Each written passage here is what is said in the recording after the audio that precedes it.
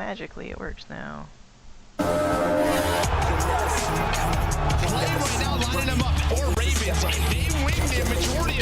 Fuck with something, I will kill you. See you later, New York. Fly on home. Fly on home, he says. Search you out of here. That means yes, search out of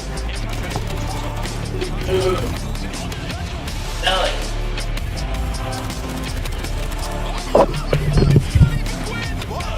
Say what? I want to see fucking Toronto's intro, man. Come on.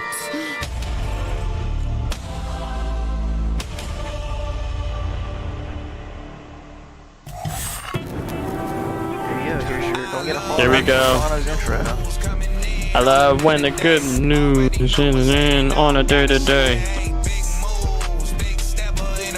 Big moves, big step in the right direction. Big step in the loser section, what? Look. Look. Hmm? I'm interested. What about it? Take a chance. Oh, the match started. Stick it there. Huh? Why? Take a guess. Just take a guess. My viewers need to watch the game. Our first match here on Friday. It's the #1 seeded Toronto Ultra better beat the shit out of these fuckers. They had some trouble. They slipped up against LAG, but we expect them to get back to their slaying ways. The question is, will Carolina? Well, these fuckers better slam the fuck out of these guys. They better DoorDash. Oh, look at Tej. They know how important this tournament is, and especially how important this matchup is in this first round of the elimination bracket. Let's talk about what's at stake. For anyone who missed the pregame, look at Big Tej, bro. Important for Carolina Royal Ravens. This is so important because if Carolina Royal Ravens lose here, their hopes of making it to champs are completely crushed. So they have to go through the Toronto Ultra to even have a possibility to break into the top 8. It's not even guaranteed if they win this matchup. They're gonna have to win at least 2 to get. LAG just fucking bent them over and said, "Fuck you guys, you're not going to champs, bro." For this Carolina team, namely. Yeah, I'm gonna go off here and I'm gonna say TJ Halley. I feel like he's been consistent for these Vegas guys. got to win We've today been talking too. About him the last couple of stages. He's been overperforming for the role that he's been in. I'm excited to see him in the tandem of Gwyn. Yo, Clay, you're not making champs again. This environment. I feel like Gwyn as well. Another guy. He's high octane player, really aggressive, and we could see him shine with no fans in the crowd. It's almost less intimidating going up against a top team with no fans in the crowd. He should excel. If they win map 1, Clay's gonna stand up and talk so much shit. They won map 1, they won the series. And Felony having strong performances on Yeah, I don't think they are. Toronto's gonna fucking, they hit a reset or some shit. They have a chance to take down Toronto, but Toronto, let's not get it twisted here. They're the clear favorites in this fight, right, Alec? Yeah, 100% the clear favorites. Even though it was a very lackluster showing yesterday versus LAG, I mean, the fact that they lost. I'm seeing so many TikToks of Joe of the debate yesterday, and fucking Joe just fucking mumbling. And this team from Canada. They just him just looking fucking stupid. They took major #1. Kleenex, Envoy, Insight, and Scrap were looking dominant online before their fall. Bro, if Dill plays like he did in that fucking high-rise control, unbelievable respawn gameplay, right? When they do need to beat the top teams in Search and Destroy, they do it. You talk about the other godlike squad we've had this year. Atlanta, Toronto's been dominating them all year long. I'm saying if Dill plays like he did in that fucking high-rise control yesterday, been at the top of their game. There's no way Carolina's winning this. Are 1 and 2 in hardpoint. Scrap's been going crazy damage-wise, and then you talk about a guy like Kleenex who's been the best control player in the world throughout this split. So the pieces are there. Yesterday was truly just a mind-blowing upset. I don't expect that level of play to continue out of them. They're going to be on point today. I will say Toronto, I heard him backstage. Oh, look at Kleenex. He's shooting bots. He's ready to go. Environment threw them off on day 1. Let's see if they can bounce back across these 5 maps. Oh, they were arguing about their setups? Stat advantage across these 5 series. I think so. I think that's what he just said. I mean, unfortunately, that opening answer is going I don't think it was today. I think it was yesterday. I don't think that loss caught anybody off guard more than Toronto Ultra players literally themselves. So I'm expecting today to be very different. Well, they lost the map one Karachi was like, they're 15-2 on that, right? So it's like, how are you losing that? They got it again in this series, right? So maybe they just saw something, made a small mistake. And you mentioned maps, Chris. Well, you know, Control High Rise, we talked about it. They've been dominating on that map. Like their last 8 series they played it. Kleenex is fucking locked. He's shooting bots. Quite some time since they've played it. You can see the maps right here. It's over for Carolina. They're 10-1 in the season. They just haven't played it in 8 matches, guys. That matters, I'm telling you. Triple Karachi, bro? Nah. Over, bro. Could cause the upset. I don't know if Rio Search and Destroy. To be honest, I'm seeing that Karachi map one talking about undefeated Toronto Ultra 7-0 before yesterday going up against Carolina, Vita, Vista, 6-star, and High Rise. High Rise was probably smart. But then you gotta play Karachi though, where Toronto is pretty good on it, I think too. So it's like Carolina just like, you're taking away the best maps, but then you're also just putting in maps that they're also still good at. But it's time to lock in the official predictions to kick off the day. Yeah. It's now nameless. So they're still pretty good on it. Maybe Carolina thought like, since they saw them lose it, maybe like Toronto's not comfortable on it, but I don't think. Clayster is just what? He's older. Right? Nameless is fucking faded. No way. I'm going with Toronto Ultra. I'm sorry. I love the Carolina Royal Ravens dream. If they're going up against LA, Scrap's about to come back out and drop like a 1.4. As much as I want Clayster on our analysis desk at Champs. Okay. I want to see him playing for another ring. He's already got 3. I'm going with 3-ring Jim. And on the mic, we got Merck and Maven to send us all the way to a Game 5. Gentlemen, take it away. Take me the distance. Yes, baby. I'd love that. Makes it a Game 5, no, I love that one. Clay is just Scrap, but older. Yes. Yeah, maybe. No, they are. Listen, when those guys are chirping at each other, I know Clay's like, listen, he probably hates him, but loves him. Like, he sees himself a little bit. Yeah, they get it. Yeah, it's like hate but love. He gets it. Bro, these two are going to be chirping each other the whole time. There's no way they're done. We're into it. Here we go. Here we go. Yep. We are very much into this game, but you heard the guys talk about it. Respawn-wise, it's looking great for Toronto Ultra. Yeah, you heard Fellow kind of talking about being like an old-fashioned square up on some maps that they like. But yes, incredibly strong for Ultra. But who knows what we're going to get? I mean, after yesterday, LAG come out. They've been playing some great Call of Duty moments. They've got 3 top 6s. They catch Toronto Ultra. And need now Taco Bell again, man? So difficult for Ravens. Fat fuck. I mean, this would be, if they're able to do it, this would be one of the more insane stories we've had, like our run to get into champs. No, I mean, kind of the conversation yesterday is Envoy hit some great headshots there on that rotation, which is just, like, there's just more on the line for LAG. Bro, that's the only thing you get, bro. Nah, dude. In this environment, maybe Ultra get caught off guard. But that was on day 1, so, and now maybe just used to this, gonna try to bring a little bit more intensity here today too. They don't want a top 12 finish going into champs. So there we go. Dylan Envoy's positive so far. You'd love to be the wake-up call if you're Ravens, right? Not the match. And Scrap shooting. Yeah, that's what you're saying. Yes, that can be so tough, but we'll see. As we I wouldn't be surprised if fucking Ultra 100-point club these guys. Great start for the squad. Just a little outslay early and getting it done in the objective. Later, Clay. You can't get close right now. I think Dill should run an AR on this map more. And Kleenex, maybe a guy to play a little bit of a disruption now. He's got Denny Pop looking for an opening as the rest of the team's going to hit the other side of it. And Kleenex does get one Envoy on the other. You already create some stress here for Ravens. Yeah, I mean, you're going to spun out here if you're playing TJ. Still 10 seconds left, but it's a 2-on-2. So no time to panic. You're trying to hold this. Gwyn with a nice opening gunfight. Now they know they have to find Kleenex in number 8. Come on, Dill. Inside, though, on the other side through Jones. They're able to find him. So a good recovery out of Carolina, but the pressure through the middle of the map is there. Dill. Well, was there from Scrap. Last guy in. Yeah, you know, you two go down, but you rotate here towards P3. Yeah, I think it works out because you just got enough time to like get back to hardpoint. The 2 spawned out. You just have enough time to get back into the fight before new pops, but now you're starting to fall apart maybe again. Teed, where you going, brother? Get kills, spawning out again as multiple players from Ravens, 3 trying to track back. Yo, Carolina, you guys just got a row. Headshots through for insight and looking to build upon this lead, but you get a break with about 30 left. But we did see fucking a Karachi comeback yesterday. Right there out of Ultra, and around this P3 is where they struggled yesterday versus LAG. So, bro, they showed a clip of like what they were saying. And fucking Ghosty was fucking talking shit to them in Spanish. Yeah. Kleenex Soy tu papá. lining them up.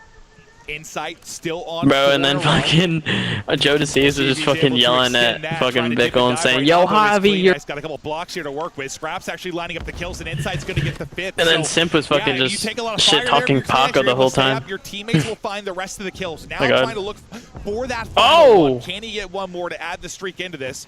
Felony, slow start for him, 2-7, and bro, does Carolina want to play the game mode, or what are they doing? Well, it's showing in the scoreline. I was gonna say maybe you feel good you're still in the game, like, but it's at that point where I feel like Ultra hasn't been contested at all at this hard point. Had this set up for 25 seconds or so. Carolina, they're trying to control right side of the map to rotate for this. Okay, Dill, we're 12-4. This has been so much. He's 12-4. This game's over. The series is over. Probably the best P4 team. If Envoy is positive in hardpoint. Yeah, they're dominating them right now. Absolutely dominating. I'll get Envoy the getting it timings ripping and all and this roaring as fucking well. match is He's up to 12-4. Maybe had his struggles in points this year, but not happening right now as he is triple positive. Oh my. We'll see if maybe he can push forward towards I don't know why Dill tried to do that right there, but sure. Right now. This setup, you got to do it. Look at our engagements. They're still so low because this has just been so clean. It's forced Carolina to take long routes, to rotate, and then it's just an early break. Carolina needed a He was on a 4 too. Seems like a strong start here for P5. They're able to find a 4 dead. You see with TJ's position how far they are spawning out. Now, what can he find? At least just get all the info for his squad. Yeah, he should get a nice Dill. Based on how far out they were, he'll be able to track back and get into the fight. Oh, don't fight this fucker. Multiple players pushing him. One's going to get through up the cut. Oh, Gwyn is shaking. Get them out of the hard point here for a middle. There's a 2-on-2 pinch. I thought TJ was going to pick that up off a spawn, but instead, Envoy and the boys cut right through and it falls apart. Yeah, I thought they had the crossfire on the point. Nobody picks up middle. Envoy, who had a rough Karachi hard point yesterday, really stepped it up here, 14-5. Bro, Insight is 8-6. I mean, they're 9-6. But Envoy puts up some crazy numbers versus Ravens. And well, yeah, they'll just hit that hill. A big break for Ultra and for Carolina, a tough one. You wanted to get back in the game. You wanted a full 60. Envoy takes it away. Clay is getting slammed. Yeah, Clay's in a fucking chokehold right now. 8-16, brother. Really needed the full time there. Now trailing. The Scraps just running. But into our second set of rotations, you gotta start being perfect. They're gonna hit the 200 mark. No matter. Disrupt this time at first. Damn. Lock it up at second. Start to bring it back, but through on the feed, it's gonna be Envoy and Inside to continue to find kills. You're out slaying them by what? About 20 or so right now? Yeah, that's a lot with how low engagement is. Like that, I mean, we're on our second P1 and we're almost at 200 points. Okay, that's just it. I mean, Ultra, it's not like this scrappy Karachi that we see from time to time where both teams are spawning out. You're sort of sprinting to the hill. Both people are getting caught. It has just been clean. Down about 100. I mean, or less than 100. Double neg, TJ, double neg. Here about how you didn't hear the guy everybody basically negative outside. But Kleenex just got through for 1. Anything going whatsoever. You'd like to hopefully at least get the guns hot. Don't talk about my Prince like that. Bit, even if you're going to lose this map one, just get some positive momentum because right now you are getting bottled up. Back alley. Kleenex is going to find an opener here onto the point. Win through at least. If Ultra break this, they you can get all of this time. You could suddenly still be getting outslayed by 10 to 15, but you're like a hard point away. Yeah, no doubt about it. I mean, yeah, but I think they should just rotate. Scrappy able to find one insight with the other, get them off the time, keep this Scrappy, but TJ is there. He's just going to rotate, so very good job. And after this push, if you're Jamie's on the rotation too. Thinking about just maybe starting to rotate, but they probably want like the 10 to 20 seconds if they could find it, because that scrap time puts them so close to winning. TJ trying to do what he can, but that will be 3 dead, and on rotation, Insight able to win the one-on-one. Yeah, you'll take these 15 to 20, you nail it. Yeah, you have this much of an advantage. Every bit can be a tiny dagger into the back of Carolina Royal Ravens. Now you've got to win this on rotation, set up at third. You've got 2 players in 6 and 8. Envoy and Kleenex here, locked in, ready to roll. These entry kills going to be so big. Nice nade there. Keep them at bay, maybe get some damage in as well. The shots through in the crossfire, the utility, the bullets are there. So far, Ultra is holding. They trade efficiently enough. And even like this time, if the hard point's white, like, all right, you're feeling good if you're Ultra. Still got an 80-point lead. Yeah, no doubt about it. And yeah, there's just one player left in Inside. He's been locking it down. So on 2 in a row is him. Again, every second the pressure is on him. Yeah, this game's over, bro. Find a couple of kills in the feed. Yeah, I'm taking these nasty-ass goddamn tomatoes off my fucking front trap. I didn't want them in the fucking first place. Just keeping the pressure up, being relentless, finding, Oh my God! Again, Ultra knows Holy every 10 shit! to 15 seconds they can find. Scrap just got a 3-piece. No, I mean, they played him about even once you get into the second set. They just came out far too flat. You put yourself That was disgusting. Far too big of a hole. Shit on. Ultra came out hot and Ultra staying hot. Holy. Scrap roaring. That's a triple. 20 and 14 from him. Yeah, well, Scrap better talk shit after this. We get off to the races. Now you talk about the P4, and now you're the best in the business. Yo, Clay is in the fucking blender. Carolina. But yeah, now you're gonna have top 3 controls. Hey man, off Teach. the hill, able to find another one. So he's gonna get up here, just try to get him off that. He got a cruise. Yeah, this game's definitely one. over. Yo, Clay is scared to chow him. Is getting going. You're talking about maybe someone Carolina getting hot. It's the opposite. It's Scrap on 6 in a row, potentially putting the game away here. There is number 7, dialed in, locked in, taking Bill, you can have that point right there. Able to win that one as well, but they'll both look to re-engage. Still catches him as he's weak. Sitting at the next player, he's still on 30 HP, and finally the streak comes to an end at 8. Oh, that's 2 dead though. That's 2 dead on the rotation though. If you are Royal Ravens to get some time, but like, well, I guess I'd say great in the sense you don't have Oh, Scrap's calling in the streak. Yeah, shit's over. I mean, it's just what you needed earlier. I mean, what we were at 195 at the second P1. You've gotten 40 points. Oh, Jamie's got to play. Oh, he's got 3 people running at him. It's not like this has been a better rotation. It's just Carolina finally down 100. Oh, Jamie's got 1. Some of their game. Cruz is going to come out, not done yet. So the Cruz isn't going to find anything. Inside is lurking. Carolina's hunting. Trying to get them off. They just have to fight inside, but Carolina's going to keep this game going. And you have another Cruz now to work with if you are Royal Ravens, so we'll see if that's going to come into play. But you keep on fighting, keep on battling. 14 needed for Ultra, but they haven't been able to close it out. A team kill comes in. You at least get one, though, if you're a fellow, but now things are going to get messy. What a gunfight went around the edge there for inside as a headshot is through. Gwyn forced to pull out the streak. Yeah, Scrap's talking shit. He's able to dodge it inside. Little bob and weave. Put down the Barry Sanders, somehow avoiding a missile. I got no idea. Was it the palm tree? Was it the shack? Bit of finesse, and that's the map. I can hear Scrap yelling. I don't even know what he said. He said fucking shit on the end. Scrap with some choice words after that one. I love the little trash talk intro we had at the beginning of this. It was great. You saw. Yeah, Josie learned Spanish. Yeah, apparently. Just for that moment. Yeah, got to lock the load for that particular map. But Scrap had some choice words. I believe it was something about them sucking on the other side of our battle arena. No, everybody heard it. Yeah, I thought so because it came into my headphones. I just wasn't sure if people at home did. Yeah. But I hope you did. Listen. Fact is, we're competing here. It's Call of Duty. The guys are battling. Best players in the world. There's a lot of trash talking. Sometimes on the regular main stage, with the way it's angled, you know, you hear the guys yelling, and there'll be some, but this is just different, bro. You stand up, you see them, you look them in the eyes. You told me back when you were competing, like there were just some players, they'd be new on the main stage, you'd like lock eyes with them, and you just knew. You're like, I'm gonna shit on them. Yeah, no, that is true. It's just an intensity thing. It's a fear thing, and I think for Ultra, much better Karachi from start to finish. On the other side for Carolina, I mean, this is just that first half of the game was tough. They got put into the blender. They got broke a little bit too easily a couple of times through. They gave up so much time at P4. And yeah, props to Ultra. They get back to business on their Karachi. But you know, going into that, that's going to be their map pitch.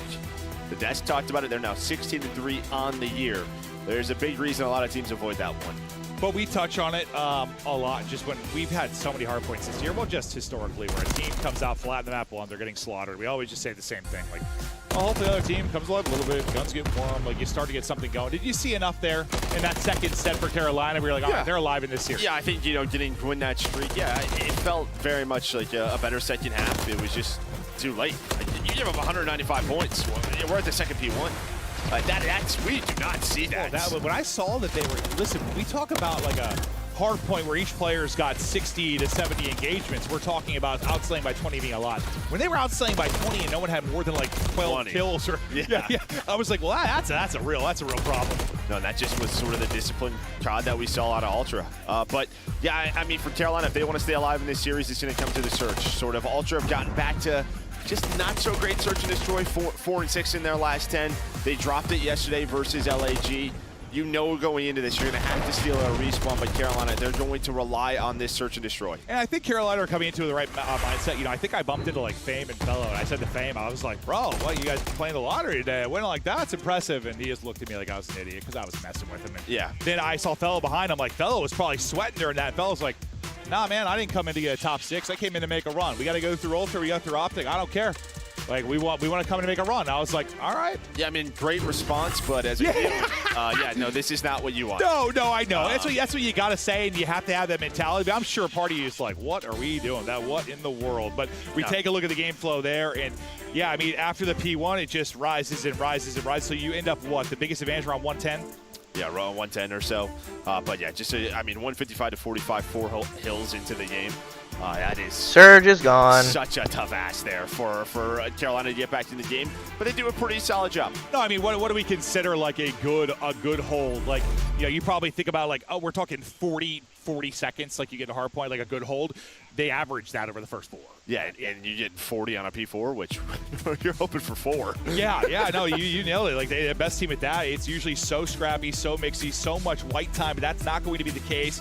Take a look at our overall best of 5. We are partying on Karachi until maybe a 6-star or Rio if needed. Would love to see this one go the distance, but you got to come alive right now. I mean, there have been some flat starts for Carolina. I know, like, Wynn in particular, sometimes we've been critical of him because he's just had these map 1 duds.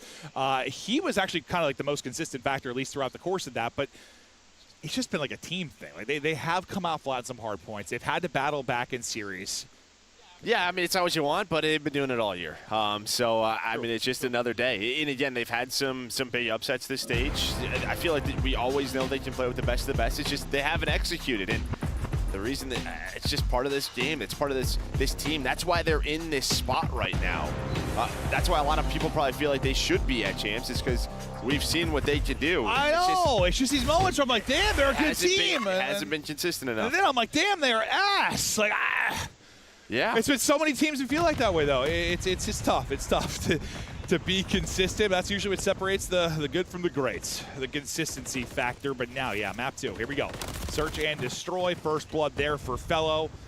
And after that slow start to map 1, definitely looking to unlock him. But quickly, CleanX able to get that trade. Took a bit, but nice utility usage here from CleanX, too, to get some more info before he ends up dropping his plays. Got the cross. Yeah, I mean, aggressive round here from Ultra, just right through top mid. And now Gwyn just runs by one, doesn't spot Insight. He has the freebie.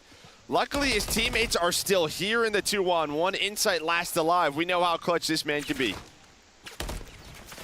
Let's see if he's got another one. Already been spotted. Gonna have to reposition. Bomb plant is now in as he looks to clutch up the 1v2 against Clayster and TJ. TJ has been, man, he's been feeling himself search and destroy, really well-rounded this year. The consistency has been there for him.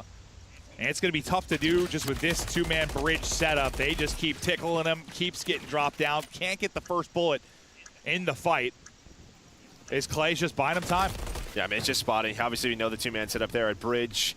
There was a chance there for maybe on a Clay. You saw the one headshot hit marker come in, but they just were not clean whatsoever. He would have had to just zap him. Yeah, I mean, we've seen some zaps. Carolina's that is for sure. The back but Clay with 2 in the round. The first blood for Fellow. And again, aggressive look for Ultra. I probably do. Go bridge. Another go bridge. We get ready now for the round 2. We'll see if any adjustments come in early. Yeah. Yeah, I mean, just kind of. No, you don't have to. Don't worry about it. I'm gonna do the draws of play.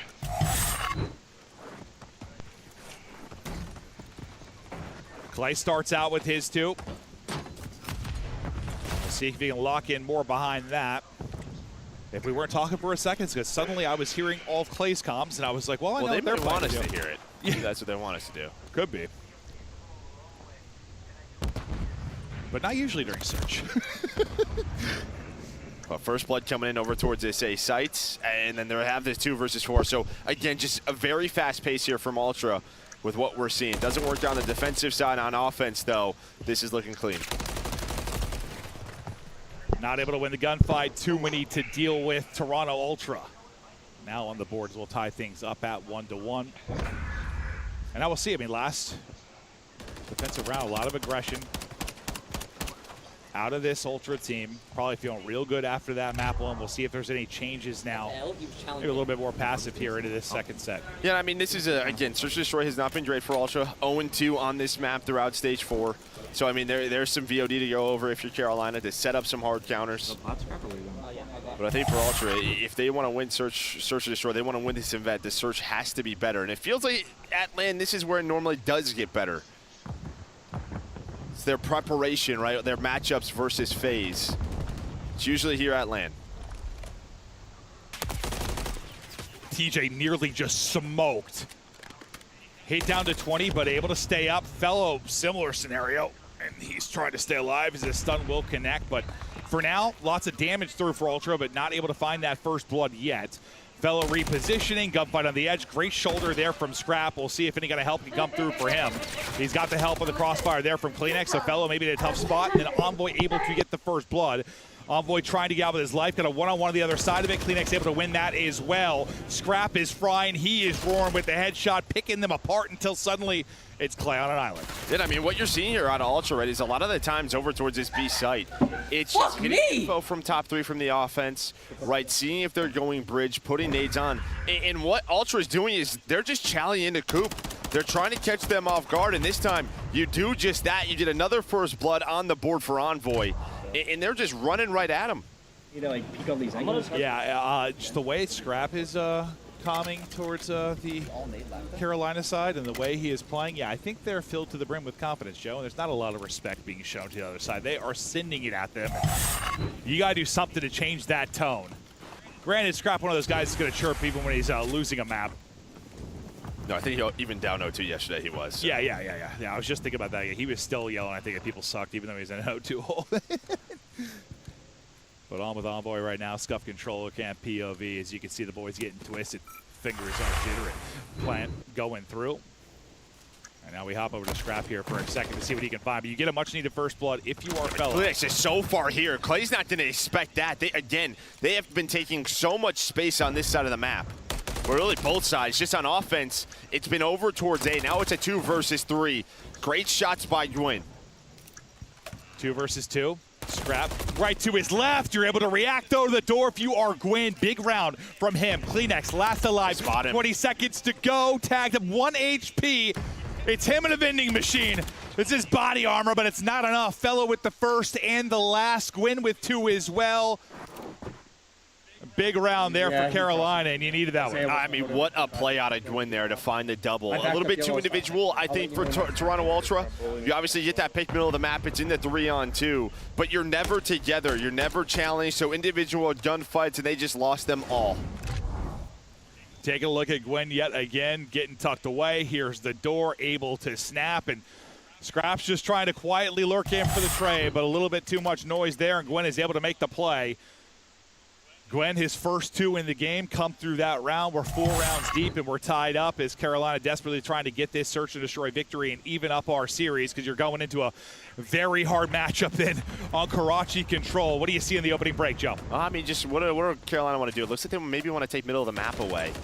And it almost feels like Ultra want them to go A, right? Just go for it. But they're just going right back to B, and Gwyn able to find a nice headshots. He keeps up his solid game so far. So man advantage over to Carolina.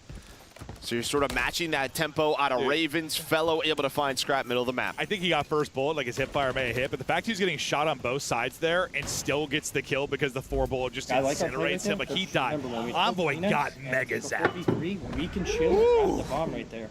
The closest guy that's... Big win there. I mean, TJ starts thing off mid-map control. I thought for a second he was going to lose that one-on-one because the second player with the mid didn't really have the angle to help right away, but TJ able to win it. Just again, some big individual gunfight wins. Yeah, and you know, again, Carolina, they have to switch things up. Going troop side did not work out. Still challenging them over towards B on offense. They just do it from a different angle. They take top 3, they take middle away. Just kind of wait for them the reactions from Toronto Ultra. Now they're up around. Up around, and we'll see if they can push that even further. Fellow, he's on 3 straight. Clayster takes a bit of nade damage, but repositioning for now. TJ now up to top 3, and we'll see what he can find. Peekaboo, there goes TJ, finds one. Maybe looking for another fight. He's got Envoy with Bomb right on the other side of this. Bit of info there. Smoke is out. Tagged up is TJ. Gets some bullets in, but Insight gets through on the cross. Another first blood that might slip away for Royal Ravens, but Fellow gets another. But Kleenex, again, is just so far. He finds one inside a red. He's trying to wrap all the way through. So Envoy's just waiting for him. You see Fellow trying to find Kleenex. So he's bought enough of a distraction to allow Envoy to get into this spot, but Clay's just right above him. Wrapping back to greet. Now, where do they go from here, and what spot do you get if you are Clay? And Fellow's held. He's held this entire time, basically, over towards A. It looks like he's going for a check now. What is his time going to be like? Did they spot him? I think they did. The way he's playing, they definitely did. You get a hip-fire shot that hits there, but unfortunately, they got the spot. They got the info. Nade maybe a little bit too deep. Can he get the kill as he crosses through? Not going to happen. Out of the balcony goes. One got tucked underneath, and the round slips away. And I think you've got 4 or 5 of the 6 first bloods if you're Carolina, but the rounds have gotten crazy. No, they have. Shout out to observers, of course. I mean, hitting that nade, it was very close. Yeah, you're like, the nade. Yeah, just a little bit too much of a strong arm there on Clay. Guys been working out. Got a cannon. They double mid one. Got a cannon. And you just have one of these rounds where there's just fights all over the place. Ultra, this is sort of, they're just kind of playing chaotic on the map. I mean, this search is the series for you, right? Yeah. Just based on where we're going next, or where we're staying, I should say. I would assume so, yeah. Well, if statistics are true, but sometimes they lie. Kleenex 8-3, and you've talked about how ahead of the game he has been at times. What an impact player he can be, but now just trying to get some tags in. His insight from deep. Fellow staying up top 3, but he'll have to revisit that conversation as a headshot comes in, and he has to get back down. Bomb, though, work it up. You hear the smoke pluming. And probably the call for the bomb or players to work across at least the bridge side, and they've done exactly that. Far side, you still have Gwyn deep by A. We'll see what the option's going to be here. Time started really about 40 seconds. Yeah, I mean, so they wait for the nades to come through. The smoke dissipates, so bomb not planning, now starting to go down. And, well, Fellow didn't catch insight, knows that's where he wants to go. Fellow from the top, able to catch a 2. Now it's a 1 versus 3 for Kleenex. Makes it a 1-on-2. I thought he saw him, but he gets in underneath, and now you got a chance to clutch up if you are Kleenex. You're on 4 straight. You've had a heater across this map. Unfortunately, you're tagged up mid-map. Oh, that was nearly a disgusting little snap and reach out, but can't win the fight. They keep bullying A. Bro, we should do our soda here. Big stuff there from Fellow. We saw from Inside's POV, right? He kept getting tagged up, couldn't provide the help he wanted to, but then he gets the timing right as Insight chops up. Like that timing was kind of insane for Insight. Yeah, you see Insight and Envoy, they kind of want to go. They're starting to reposition to use their smoke to retake that bomb, but they just get caught by Fellow. And that just comes off their last offensive round, right? You don't get that aggressive coup setup from Ultra, so they can go back into their default B push. So great adjustment so far from Carolina. We'll love to see the adjustments being made now 2 rounds away from evening up this series. It is heavy-handed. Over towards A. I mean, you've got aggressive play here from Royal Ravens as well. Gwyn is close and ready for this. The Sakama's coming in, but they are all going to be here. How many can you take down? I love this. Just get one, get out, reposition. Don't allow the trade. Now Door hits him in the face, and that is an awkward one. Now it's on to TJ. He gets 1. He gets 2. As Kleenex gets caught swapping, and now it's just Scrap by himself in the 1v3. You had numbers there if you were Ultra, but the play's made by Ravens. Scrap is able to find one, not the second, but a huge play from TJ. And did a stun hit or something? I mean, it almost just felt like they both stopped right in front of him, trying to find for the double chow. They knew he was there. I don't think so. No. They're where? I don't know. He kind of looks like he just kind of stops right there. Maybe he did. But they're both like swapping weapons in that spot. It's like they slid out Chow and both swapping? Yeah, I have a troll for Coops, okay? Maybe the stun did hit. Your quick mid will be open.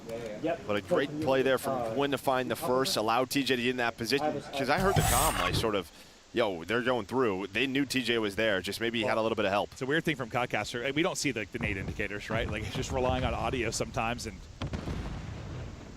whatever it was. The fact is, TJ gets both and Fellow with another first blood. That is 4 first bloods for Fellow across 9 rounds. He has been the early game Reaper right now. For Carolina Royal Ravens, you got a chance to close it out. 4v3 advantage, bomb getting planted. Kleenex lets one get away. Lets a second go. I take it back. He's able to hit the pistol shot. Bomb down. I mean, you get the first blood, you have bomb planted, so Envoy is the smoke player.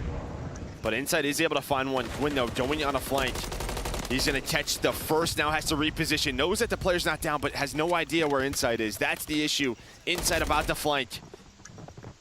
I thought you had it. That's the one to win. It's another first blood for Fellow, and you end up losing the round.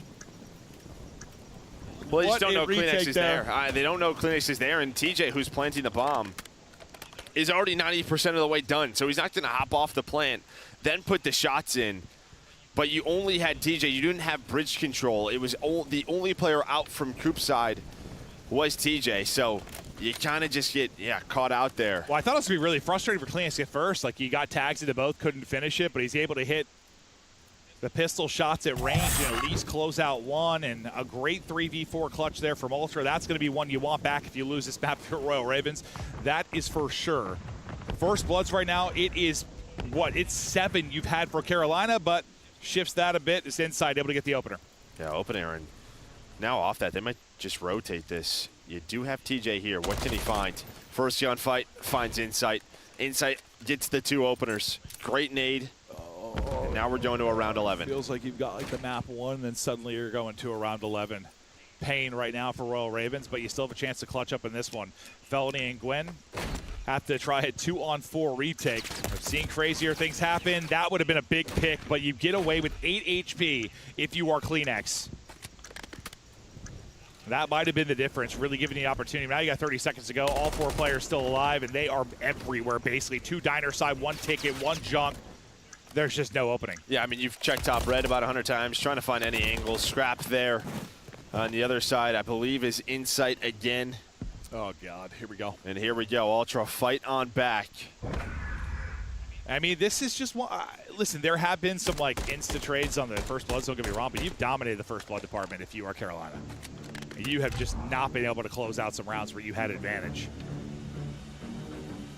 And listen, I think both teams are absolutely feeling the pressure. Different scales of it, obviously, but like Ultra, you don't want to bomb out in top 12, but Carolina feel a little bit. No, I mean, this is their year. This is their year, no doubt about it. So let's see. You're going to have Ultra here on defense.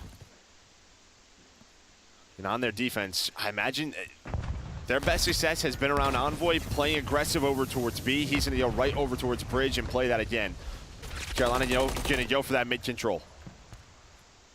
Yeah, the last time they went back to the mid-control, TJ was able to win a gunfight, I believe, mid-map, but they're not giving that to him for now. Yeah, and Envoy's in a great spot. I think just find info, not allow them to work this objective. Yeah, he smoked himself across earlier, right, just to get to bridge side, get set up, get all the info.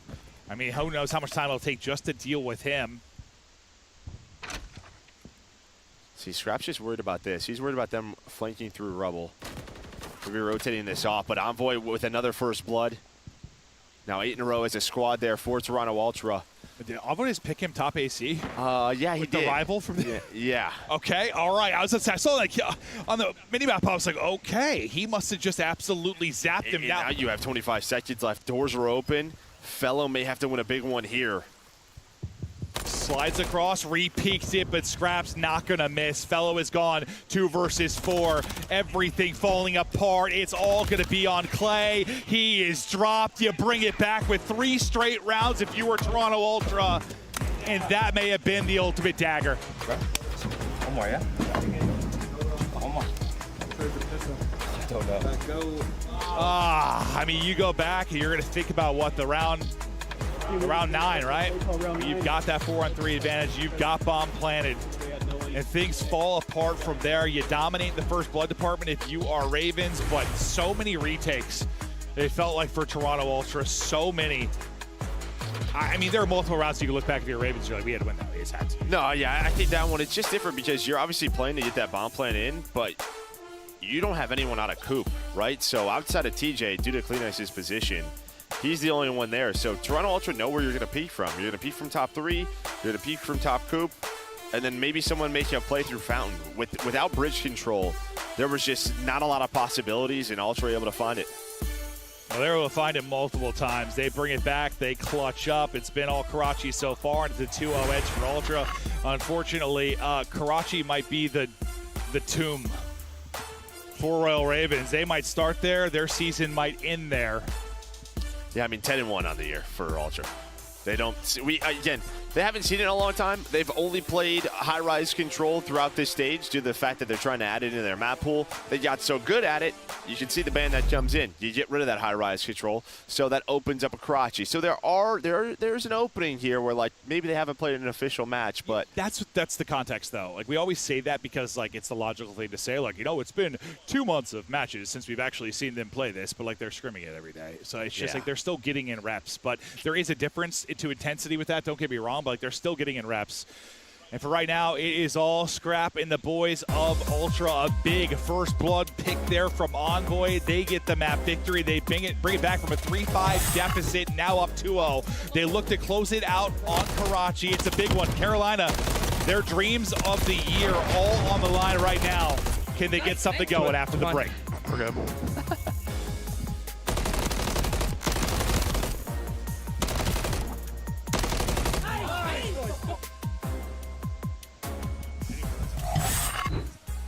Upgrade your game with the Scuff, the official controller of the Call of Duty League. Scuff Gaming is doing an ultimate giveaway where you and a friend can win a chance to go to COD Champs this year. The giveaway includes 2 VIP tickets, travel expenses, and more. To enter, scan the QR code on the page or go to scuff.co/CDL and enter your email. Terms and conditions apply. The Call of Duty League is brought to you by Monster Energy, the official energy drink of the CDL.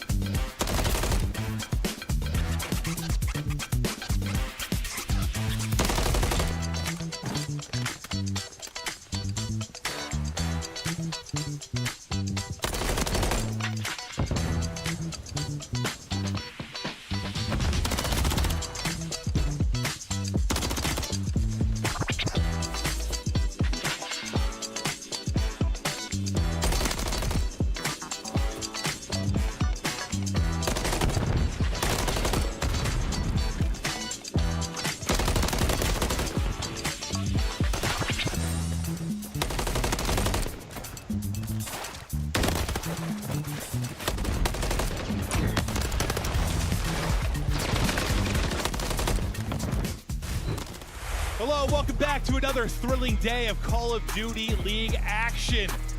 I was hoping for a Game 5 banger. I wanted to see the run here from Carolina Royal Ravens. Listen, Joe and I have worked with Ultra on a podcast. You know, we love Ultra. Team's great, organization's great, but was I rooting for their downfall a little bit for storylines? That's what this tournament's about, is cinema. Yeah, it is. But that's not been the case right now. As you iced up, if you are Ultra, you take the 2-0 advantage. We take a look at the Monster Energy pregame right now for Carolina Royal Ravens. What do you think of going into Control? Well, obviously their weakness there is Control defense 8-7, which I think going into Karachi Control, if your defense is probably around 50%, honestly, it's probably pretty good. I think you would take that. So, you know, obviously it affects every single map, but Karachi a little bit different. Yes, absolutely. Unfortunately, it's probably imagined a little bit worse here would be the case, but now we'll take a look at the same. On the other side for Toronto, what they have to focus on as we get into this round. When it says strength, Karachi Control, probably good. No, it's very good. 10-1 on the year. Again, they haven't played this in an official match because all of Stage 4, it's been high rise. Teams normally avoid this, and you see the reason why. They are 16-6 on attack, 15-5 on defense. They're number 1 across the board. That's just what it is. They're good at Karachi in general. As you've seen, they get the map 1 win, they get the map 2 win. They might close it out here. Could be the tomb, the grave, the burial on Karachi for Carolina. But we talk about Scrap and what he's been able to do. He has been chirping since the get-go. We know he loves to talk his trash. Statistically, he has been a monster, and he'll look to shut it down here. Yeah, I mean, 1.4 throughout this series. It feels like he's always leading the way in damage. I mean, Nameless and I were looking at his damage stats. It's just ridiculous, like what he does. Like upper 4,000 to 5,000 per game. Control, hardpoint, it doesn't really matter. Even if his KD's not at the highest, he's putting shots in. Oh, absolutely. One of the more aggressive AR players you're going to see. He wants to take fight after fight after fight, and well, that leads to pumping in damage, but then you got a great team around you, and it's led to a lot of success this year. Trying to find a little bit more, though, with a slow start, bit of a hiccup to start the round 1, but sometimes, you know, we've seen teams, top teams over the course of the years, you have a round 1 hiccup, then you get something clicking in a loser's bracket. Joe, you're all too familiar with that in your career. Yeah, you're not wrong. Yeah. Losers won. You get it going. A big one here. And Clay's had this. Like, Clay's had these brackets throughout his career where our winners round 1 at champs, he's got to play it up. That goes on to win the world championship. It's just, you get a tough match that gives you so much confidence. Just you got to win it. Oh, yeah. If they somehow pull this off, anything is possible. But you got to pull this off, especially if they bring this through a reverse sweep. Like, that would be absolute insanity. But you get to Ultra's best control. They look to seal the deal here. And the guys are brimming with absolute confidence based on how that search and destroy ended, how the map 1 went. They're dictating the tempo, controlling the pace, and looking to end it. Yeah, just slowing this round down now. Is Toronto Ultra just going to get on that 8-point?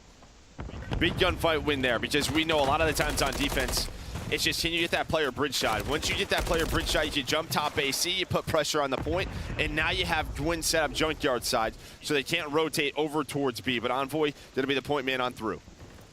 We'll see what Envoy can do with this position. The quick answer is nothing. It's TJ. It's able to get the angle and lock him up for now. So far, so good if you are Carolina. Over to TJ's POV. Such a consistent factor for them this year. He's going to be making plays. All the guys, they've got to step it up massively. Gwyn a slow start, but everybody else, you're finding your kills, you're making your plays, you're through on the feed. It's a 3-man wipe, make it 4 as Glacier gets the final. And now with 30 seconds remaining, this could be a stalwart defense to kick us off. Yeah, I mean, they get TJ on the pinch there. He's on 4 in a row. He finds the 2 players over towards A. Clay on the other side finds the 2 players towards B. Now TJ just trying to finesse, looking for the cruise. You would love to have it. Let's put this game away early if you're Carolina. Try to win this round, carry that momentum into an offense. They've only given up 1 tick, and this is what we've been talking about with Ultra. Yes, it has been fantastic all year, but sometimes we don't see it in a match for a while. There's a little rust in round 1. I think you're seeing that. They get on with 0.7 seconds, maybe not out of it yet. That'll seal the deal, and it's a great defense there from Carolina. You know, everybody, so a little bit different from both teams. I think everybody on Ultra kind of got up, went to the restroom, took a lap after they won map 2. Everyone on Carolina stayed seated, just chatting through things. And I think the one thing I really heard was Fella was like, guys, we know we can do this. We've been here all year long. We just need some momentum, keep the energy up. And you brought that right in round one. I mean, a lot of that comes with the comms, right? Just not sounding defeated, making sure everyone's got the info, reacting to those comms. If you hear one guy quit on your team, it probably just kills it. Yeah, no, 100%. Yeah, you just start to hear like, I lost another gunfight type thing in your comms. But a great round one there on defense. You got to battle to the end, especially if you're going to pull off insane reverse sweeps like they have the ability to do. But can they keep it going? You get an offensive round win here. You might have a stranglehold on this particular map, but so far pretty efficiently traded across the board if you are the defense. Nice shots there from TJ. That is not an easy gunfight, but he's able to win it. Oh, he centers on the forehead, but not enough to finish the kill. I don't think he has health back either. Yeah, Scrap's now on 5 in a row, though, as well, so he's trying to earn himself a cruise. So who got the other one? TJ, right? Yeah, TJ's got one on one side, Scrap on the other, and this might be number 6 on this pinch. TJ off spawn, thank you very much. So if he didn't get 6 on that, that'd be a problem. This will give his teammates the info, though. Clay, a fellow just trying to stay down, get the work done. Clay finds a rival. Clay almost able to win this second. On the other side of the map, though, goes Gwyn. Off spawn is TJ right over towards B. They've got him split. You got to make decisions now and find openings if you are Toronto Ultra. Fellow able to trade it out, but Envoy is able to take down 2 before he falls. So you've only got 1 onto the point. It's going to be progressing pretty slowly. And now, what, just 1 guy left. Insight's able to find that kill. You've got a tick done at B. You're 2.5 through on to A. They're going to need the minute extension. Maybe at some point, but they have this close red spawn. They're thinking, let's kind of sit it, because they still have 50 seconds to work with. They've been on the point pretty consistently. Yeah, and I would say one big difference I'm seeing in the feed is just like some multi-kills, a little bit more here for Carolina. Clay's had a couple, TJ's had a couple, so just feels like when you're starting to win some of these gunfights, the game comes in easier, gives you some confidence, and as you said, you had the close spawns, but Ultra deal with it. Fellow, he played it safe. He's going to give them that time extension over towards A. Yeah, I mean, keeping a presence there that you can keep that close spawn, right? Like, don't allow them to get forward and spawn you out.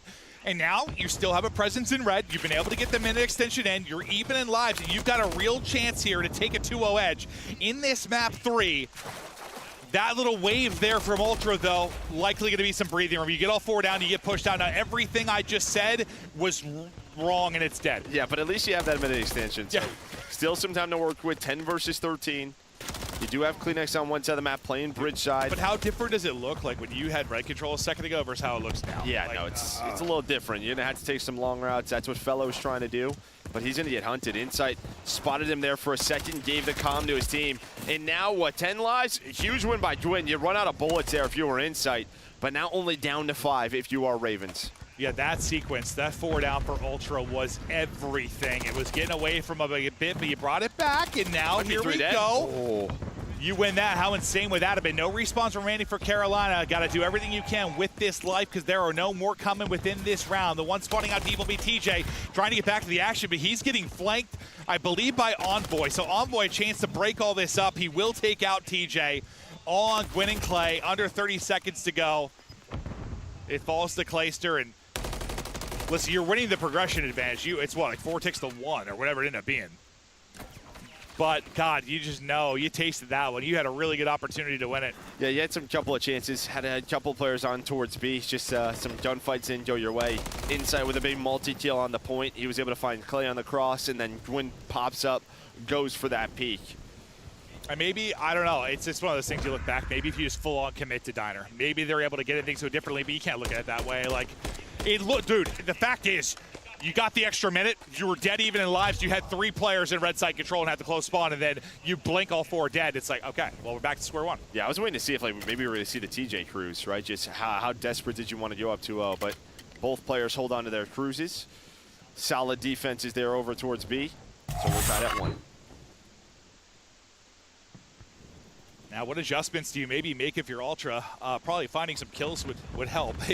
I mean, they get slaughtered, really. In that round 1, they found nothing at all offensively. And TJ's going to use a streak right away, and maybe it's a good thing, as 2 people are already dead, but it hits absolutely nothing. Yeah, buys you some time, and Clay's going to find 2 off of that. So you do have that. Now you recover. TJ finds 1, all 4 dead. So, yeah, it's not the best use of a cruise. You don't get a kill, but you stop people from moving or making them hit different positions, right? Like, and obviously, you can't really use it over towards B, right? You just play back closet, so a lot of the times on defense, it's for the 8 points. Again, another 3 dead there for Ultra. You're spawning up Coop side, and TJ, he's going for any shots he can put in. I mean, it worked out a lot better than I thought it was at first. That is for sure. You clutch up if you're Royal Ravens. Now 40 seconds to go. If you're Ultra, you just have not been able to find an opening in this defense as of now. Scrap with the first and maybe more to follow, but every time it feels like you get a kill from Ultra, you follow it with 2. If you are Royal Ravens, Clayster putting on a clinic. He's at 19 and 11, absolutely dominating right now. You're looking for your first extension through 2 offenses if you can get it here. And Clay, shoot, that was a nice little snap. Nearly wins that fight. Man, this is huge, right? Because if you can control bridge as a defender, you can get top AC. That's when you put pressure on the point. They know that. They send Insight there. Now there's 2 players on the point. They're trying to hunt down Insight. Insight, he's going to be the man in this position. Takes down Gwyn. And with that, I would assume A is done. Yeah, it looks like they're focusing a little bit more now on junk side and red control. You saw Clayster back it up, so you'll get your extra minute. It won't be a ton of time, though. You have 1:15 to work with. Lives-wise, you're okay. You're now even in ticks. Obviously, with a little more offense play, though, if you are Ultra. But even for now, TJ, I mean, we've seen he's been one of those guys, too, that's like solo lockdown junk at times. Like, he's made incredible plays from that position. You know he's comfortable there. Even just in that spot, I mean, knowing they could flame through red, just watches the back, not worry about jump, but that is 2. Oh, my. They deal with junk. You might have some nice pressure here. It's going to rely on Clay and Gwyn to find a pick or 2 to slow down this assault. Yeah, it's just one of those individual moments there from Scrap where he's able to get both players, not get traded out, and then Kleenex finds the timing in an opening. TJ, good luck with this. He's trying to get, oh my God, Gwyn comes through with the help, so TJ's gonna be all right. Just kind of jumping and dealing with it. You got another big win there from Felony. 1 player left in Envoy. Nice sequence from the Royal Ravens to regain control, but you still have that close spawn now. If you're Ultra, you're gonna be able to funnel this and hit it a few more times. Ooh, some tough timing, maybe great timing, honestly, for Fellow. Yeah, Kleenex was right behind him. He's gonna be the last player through. Hits the slide as well. Great play out of Fellow. He's now on 4 in a row. And again, the defense so strong here for Carolina, shutting down Ultra. You had a moment this time if you're Ultra. You at least had the opportunity to make the play. But now Fellow's got an opportunity to flank this. He's going to get the timing through perfectly. The comms are on point. He's on 5 and looking for a cruise. Tries to find it at the tail end of the round. Not quite able to pick it up, but defense, once again, so good. I mean, how many times online are we just talking about teams even having offense round 5 has been an advantage. But Fellow here with the flank, and again, you saw the number 8. He jumped right by him, hits the reload, slide on through, and you know in COD, you hit the slide, you just get cameraed hard. Oh, he got cameraed out of his socks. That's for sure. But I think he was going to get the reload off in time and be able to get this. I thought he was just going to get caught mid-reload, but just enough time to hit the reload, hit the movement, get up the gunny, and get the 5 in a row. 21 and 15 right now from Fellow. Chance to earn that extra streak. You still have one on the side of Ultra. TJ exhausted his early in the defense, which, well, really led to them getting a solid hold on A to milk a lot of that time. So he only had 1:15 to work with. Well, you get one, though. Fellow's got a freebie. Kleenex is dealing with the player on A, so 6 in a row. You have another cruise to match. Ooh. But Insight with some great shots, so not a lot of early progression over towards A, and Insight's going to keep it going here. Snapped from middle back towards Coop. He snaps and backs them up. Now you start to rework things. You're by yourself if you're Gwyn. Over on the B side of the map, he's in between a ton of players and likely going to get caught, and that will be the case. You haven't been able to really find anything to work with. If you're Royal Ravens early in this one, Fellow dancing as best he can, but he's going to get shut down. You're already in a 4-life hole. 5 You're in a row able to for find Insight. 4 kills. He's trying to find number 6. This would be 2 cruises here for Ultra. He's not going to find it. Scrap takes his kill. Now Envoy takes his kill. Insight's basically, I'm still on 5. I'm still on 5. Now, come on, guys. You're a bunch of thieves. Now he's going to get stunned, just looking to take the fight. Kleenex is going to be there to maybe help him out and set up a freebie. I'm coming. There we go. Finally, number 6 in through for Insight. Only 20 or so seconds. It's been a game of defense. This one, as dominant as it gets, you're already up 9 lives, but as you get a kill out junk side, you're going to funnel this in towards B, maybe a chance for a heroic moment. right now for Royal Ravens. You're going to be fast. Fellow spawns up bottom ladder, so he's just going to go. That spawn opens up immediately due to the mid pressure, and this is what we've seen at times. It just takes one chance. That's going to be 3 dead. Make it all 4. Now Carolina can have 3 players on the point. Clay watching the dumpster. TJ now up next. Oh, the nade hits TJ in the face. Unfortunately, it connects to the diner window, so he's weak. Not going to get back to full HP. He's going to drop it. Kleenex poised and ready to rock. Tries to find an opening on through. Wins the fight with the rifle. Dips, dives, fries, and shuts down what might have been a wild moment. 4 Royal Ravens were going the distance to 5. And those were sort of the moments online that we've seen, well, honestly, throughout the entire year. But yeah, a couple more kills. Scrap did a really good job getting over the dumpster, right? The nades were on point from Toronto, but Scrap just got over, got a different angle. TJ can't shoot him. If his knee got through to like the jump up and didn't hit the window, does that play out a little differently? Because then, I mean, you're probably able to be gun up your team. You don't get hit by your own nade. Scrap doesn't get to that position. Like, it probably plays. Was it his own nade? Is that what it was? I thought it was his own nade hit the window, didn't it? I believe you. I thought he got through, but you could be. I thought it stuck the window. I guess that could have been. At the time, he might have been insane. But right when he threw it, it was there on the window, and he got down. I guess maybe his got through. It was probably just the timing, because I thought it hit Scrap. Oh, so I thought TJ hit himself. But yeah, I'd have to watch it back. Yeah. Round 5 underway. The Ravens defense has been strong. Can it be strong one more time? Kleenex trying to open them up and open it up early. Is they're right on to A and you're playing off the back foot. You don't have. I was thinking like TJ, used a streak to get them out of this last time. We're gonna see that nade from TJ. No, so he goes through. You're right. Yeah, Okay. No, it got through because he hit Scrap. That's what I was talking about with Scrap going through. Another one came in right from the side. Yeah, you're smarter than I am. That's how it goes. Back to this round, though. So you got the Cruise on one side. Now Insight's going to use his. So we're just firing missiles, not hitting much. A lot of buildings on Chirachi, but again, these round 5. It's been all defense so far. Can Ultra break through and close out the series? Great picture there. Thank you. Just to show Joe he's right one more time, guys. Thanks. Envoy still here, singing and dancing, trying to set up Kleenex, who's on the point, looks for the opening in a broken window, but not able to finish the kill. That one, though, it's a zapper. Clay's going to get clotheslined. Insight finds another. Scrap through as well. That's going to be 3 dead. Felony, the only one that gets a kill, but at least I guess it comes from junk side, but he gets traded out quickly. So you have an opportunity now to transition this cleanly. The defense has got to be good. It's got to be good for a long time. This isn't like the last time where you had like a minute 15 to work, but you got a minute 45, you're healthy and live. It's immediate close spawns as well. Yep. And Ultra is winning some of these gunfights. But is it TJ who slows things down? 3 dead for Ultra. Sorry, 3 dead for Carolina. Ultra's gonna get on the point, win the first man through, and now you have another Cruise. Scrap has been holding on to this since round number 2, but Gwyn and Clay with some headshots, now trying to stay up. They've dealt with this, but Kleenex trying to go on a flame. The problem is he's got to deal with it so many times. When you have that red spawn, you have to deal with it over and over and over again. You can't have a mistake. And this might be the moment. 2 are going to drop. Scrap, Envoy, Insight, or through. Fellow last one up. Though. He gets a pick, so he gets 2. Fellow gets 2. There's only 1 player on the point. That's insane. Massive out of Fellow, and now he's switching up the angles. And that's a moment that might save them this series. The fact he's able to get multiple, just delay the progression on this point. We're halfway towards the second tick because Envoy's been camping this entire time, but the problem is going to be lives now because there's so much time remaining. You've only got 9 left to go. 2 trying to get over dumpster. You're able to do it. The utility goes through, but then Insight is able to line up 2. Insight, though, with the damage from the nade. Clay is able to get the kill. You clear him for now, but 6v11, minute to go. They're going to try to catch him off spawn. Oh. Yeah, they spawn coop side. It's not close red spawn, so they're just going to hunt Clay. They're going to hunt Clay down. That's the issue. Clay has to play his life. Kleenex is hunting. The rest of the team just turtled up Cafe, and that's an opener. Can Fellow be the hero again? They're back onto the point. Clock stopped again. Tries again for the help. He's able to trade out 1.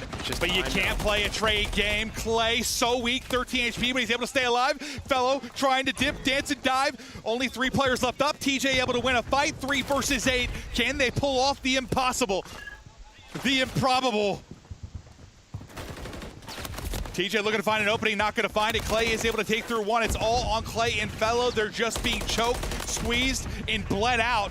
Clay's got nothing left in the primary, but takes him down and gets back around the edge, able to get the reload through as well. Can't win it on the point. Scrap and the boys get it done. Back on the fucking desk, Clay. Back on the fucking desk. You're fucking dog shit, kid. Simply not enough. How did get? I'm not winning a map at Champs Finals. I'm fucking retired. They're letting each other know. Kill yourself, bro. You're fucking ass, dog.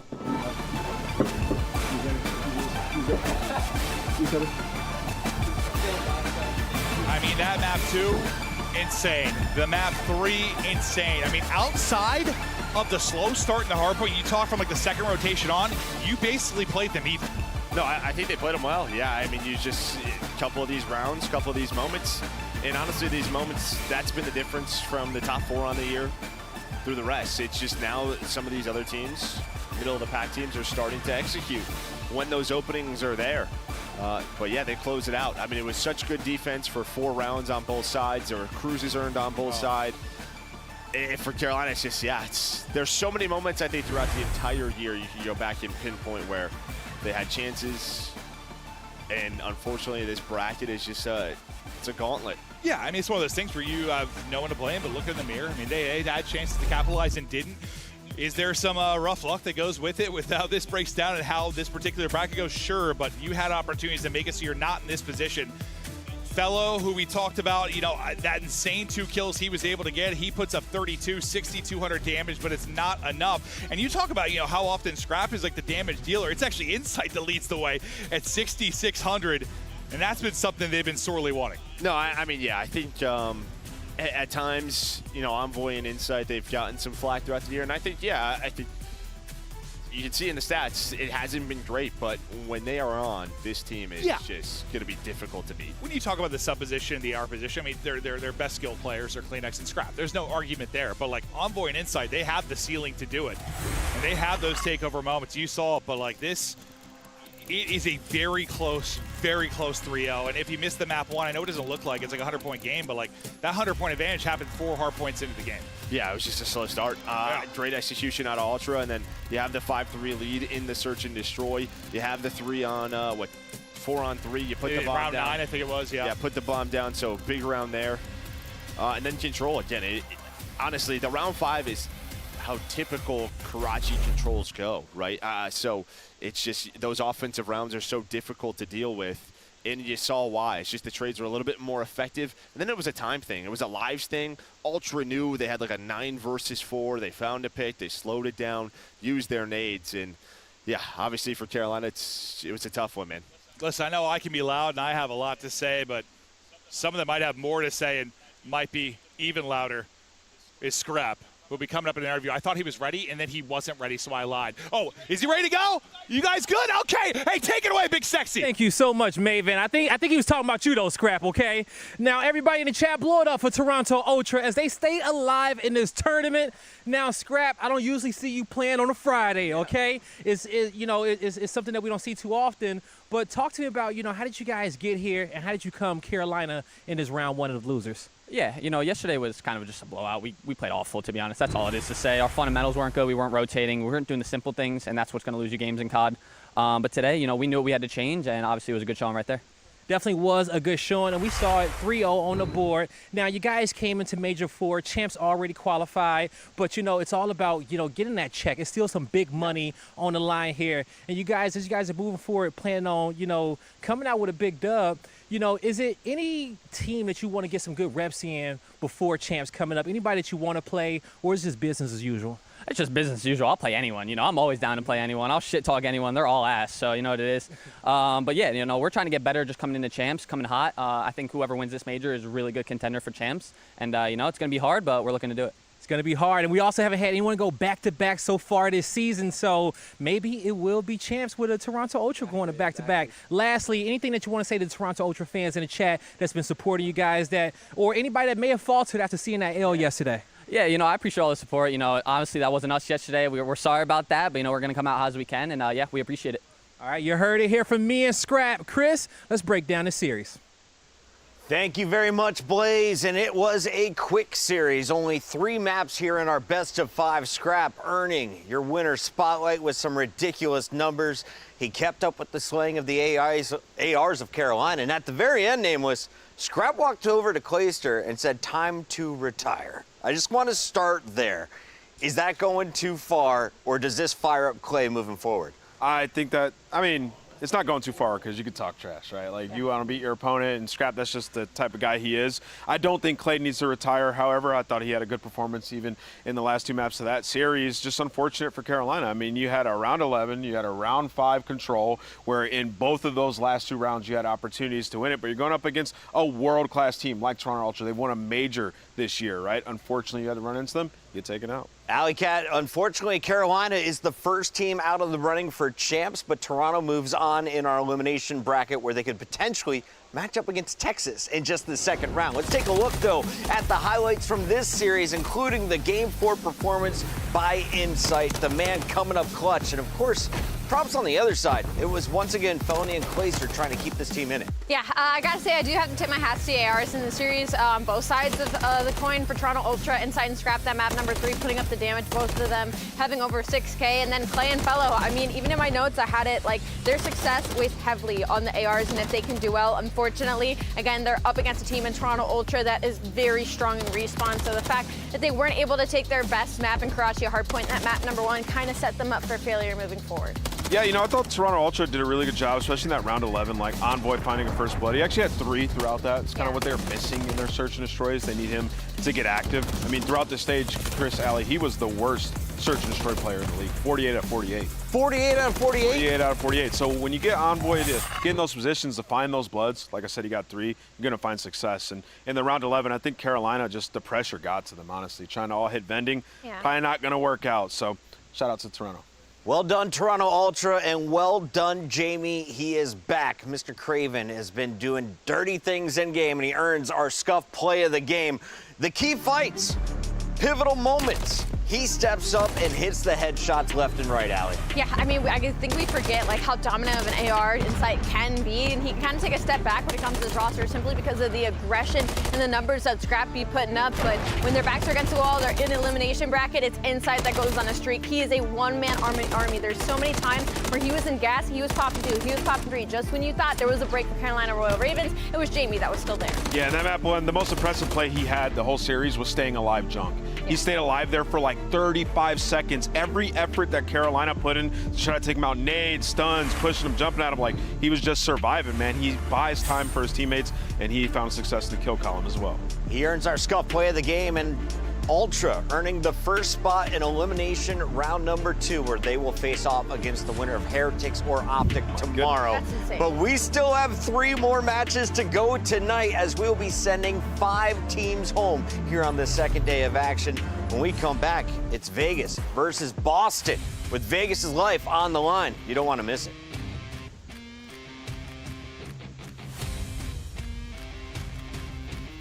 Upgrade your game with the Scuff, the official controller of the Call of Duty League. The Champs Tracer Pack is available now. The bundle includes the Reaper Operator skin, Ripper Weapon Blueprint, Death Stare Weapon Blueprint, Cuts Deep Charm, 2 calling cards, 2 emblems, and 2 weapon stickers. Use these items in both Call of Duty Modern Warfare 3 and Call of Duty Warzone. Available in store now using Call of Duty points.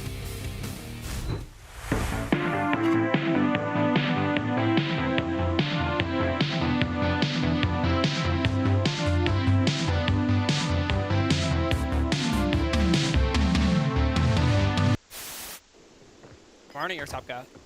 Wait, I think they're probably working, eh? Yeah, they have Deddy, by the way. Sheesh. Sheesh, bro. Good Hold that. Sheesh. Bro, my POV that. From FaZe, it's a nade out of Arcites. Accuracy through the church alley, finding a few more. Cellium's on the other side. Pred gets the kill, and it's not over yet. It's all 4 down. It's 10 seconds. We've got 2 segments gone, and good God Almighty, we might be going all the way. FaZe flying in, and Seattle.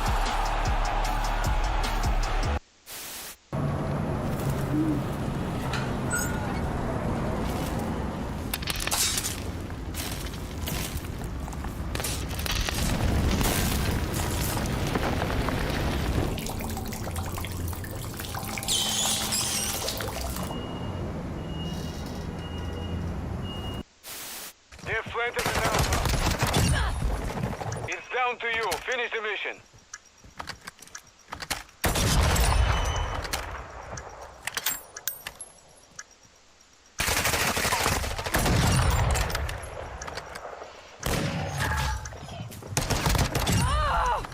I literally 360 that kid. I'm confused, bro. What? What?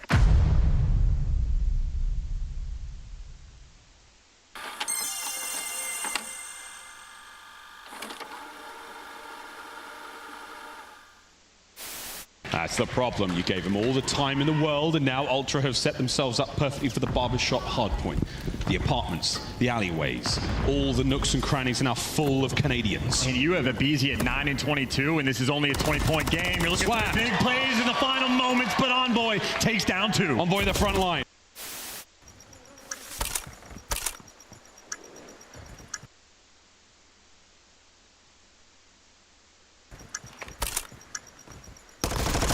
Just push you out, push you up. To your right, to your right. Oh my god. He jumped right in front of you, my boy.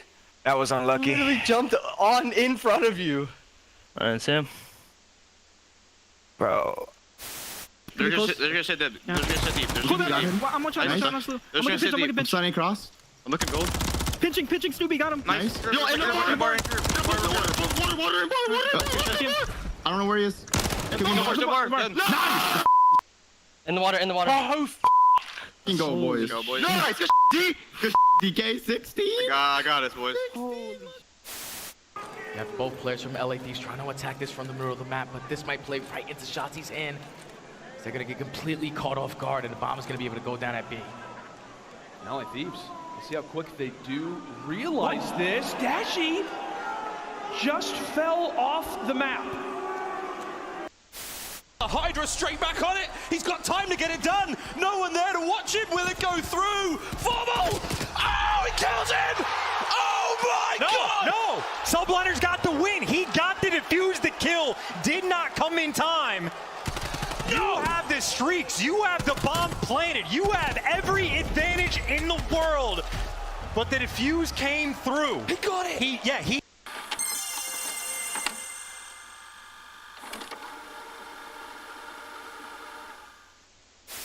back him up, making all the plays is Crim 6.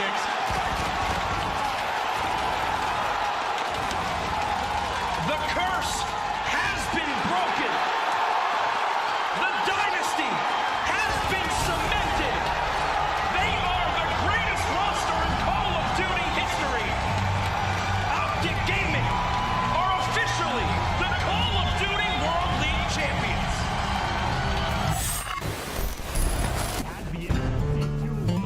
For it. But Buster there. Climb on the Rucker trying to shove this one down, but Major Maniac.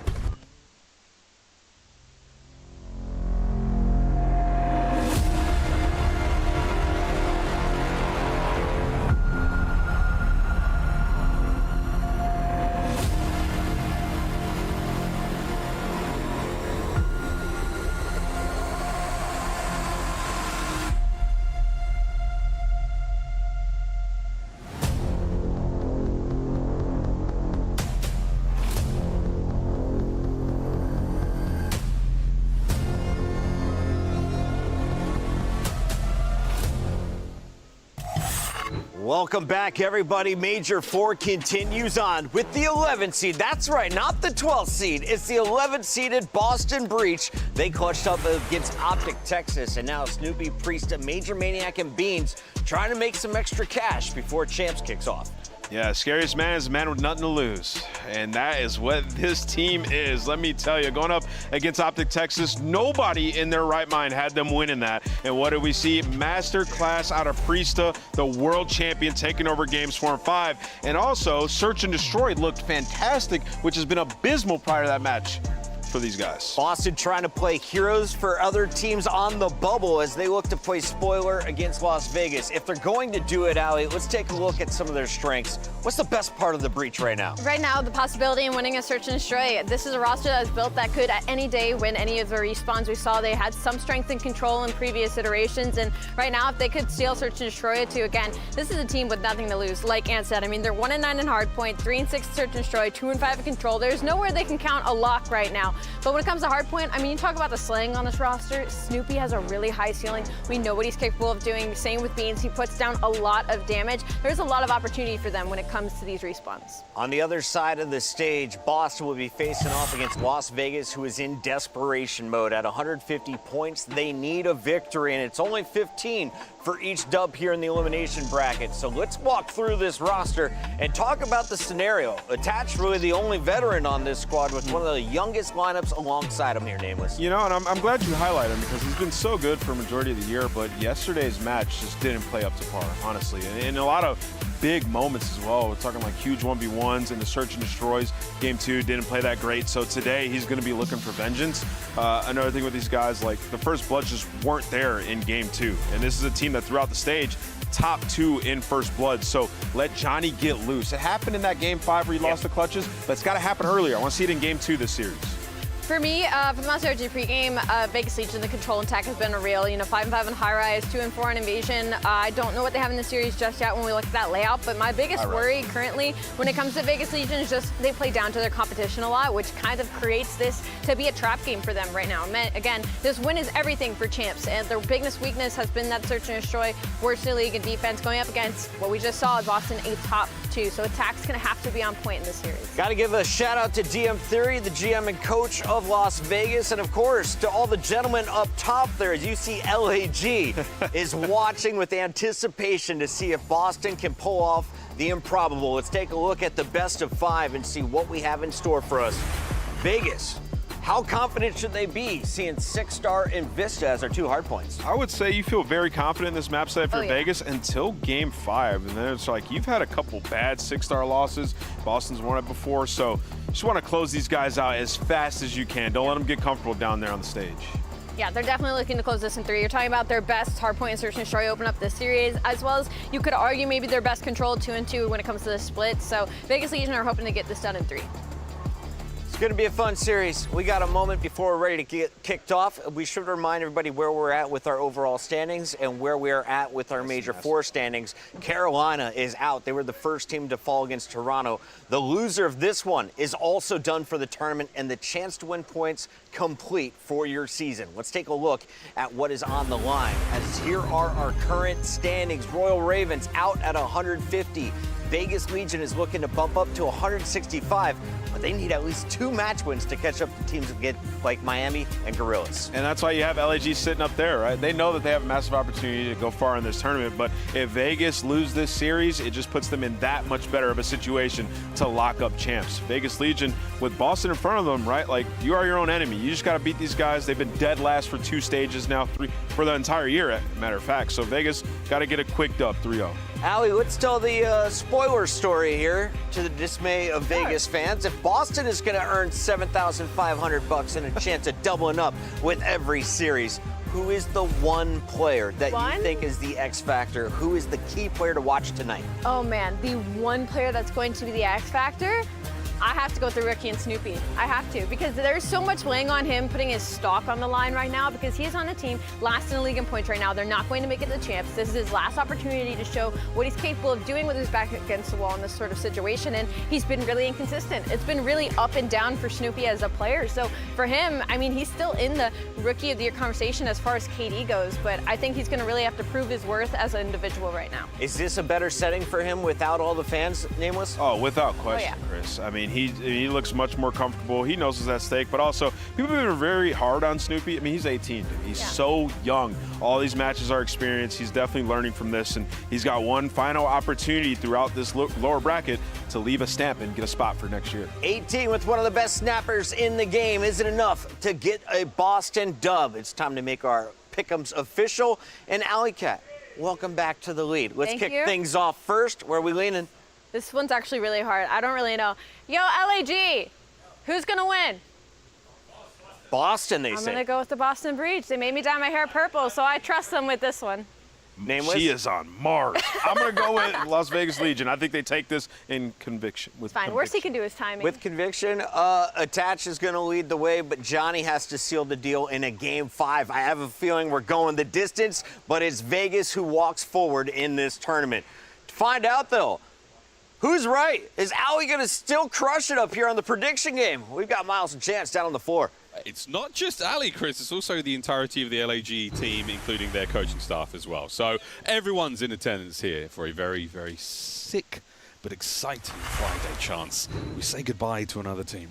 Yeah, and of course, the reason why we're going to say goodbye to another team, end of the year, end of the tournament, and why LAG is effectively playing on Vegas' downfall is because Vegas is one of the teams in the hunt to knock them out of their champ spot. So some teams are comfortable having fun on a Friday. Some teams incredibly stressed out as we're about to get into the series. Starting things off on 6-star, and of course Vegas happy to be playing Boston the losers bracket, but we learned Boston is capable of taking down some pretty important teams in the league. They can play spoiler again, and of course they're playing with less pressure. They already know they're not going to champs. This is their final tournament. This is where they want to make a run. What a last stand Boston Breach could make here at the Major. We'll find out how that goes. Been into map number 1, folks. 2-2 split row off the rip for Vegas Legion, playing for a hell of a lot more than just positions here at this tournament. Can they make it to champs while the saga continues? On board with Nero, who's feeling fantastic, by the way. We've had full confirmation from the man himself. He's feeling good. And there you go. Vegas are in the time. His sickness just came from something he ate. I know his pre-game ritual occasionally involves Skittles, so yeah, dangerous to go for a lot of candy before a match, but whatever he had this morning pays off. Perfect opening break, 2-0 start. And obviously for Boston, great in the map ones, but that is a wild stat. We get to see if we believe. Or are we believers? Boston with an immediate break back here on P1, the final 15.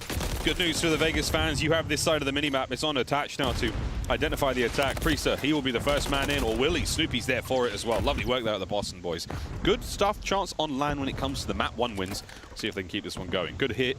And that's hardpoint now in their hands. And good rotation as well if they can catch Nero. And yep, Snoopy's there to catch him. And Snoopy right now basically toying with the entire Vegas team, but Attach makes the easy read. Snoopy sprints into death, and now you got Vegas swarming, attempting to make this break. But I mean, Boston holding them off so far. They got all their bases covered. Major taking a swim, and not a route Geo wants to take. Going to go through the vents instead. It's so hard, man. I mean, this is a guaranteed death, right? You have to send it. First man in's got to guess correctly. Not happening. Damn. Not happening. Major Maniac Priester, gun him down. Breacher there, and I'm pretty sure LAG is shouting from the rafters. Yeah, LAG, again, they are rooting against Vegas because Vegas are in that champs HUD. So right now in Boston, more fans on land than they are accustomed to, but Vegas at least able to strike right back. Not ideal to lose the rotation over towards P3, but at least you get the final 20 seconds, keep the game relatively close. But this is where things are a problem. Snoopy killing and cutting off all those reinforcements, so Geo might be advanced on the mini-map, but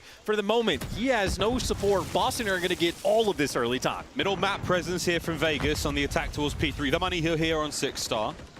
Major Maniac, the man on the back line here.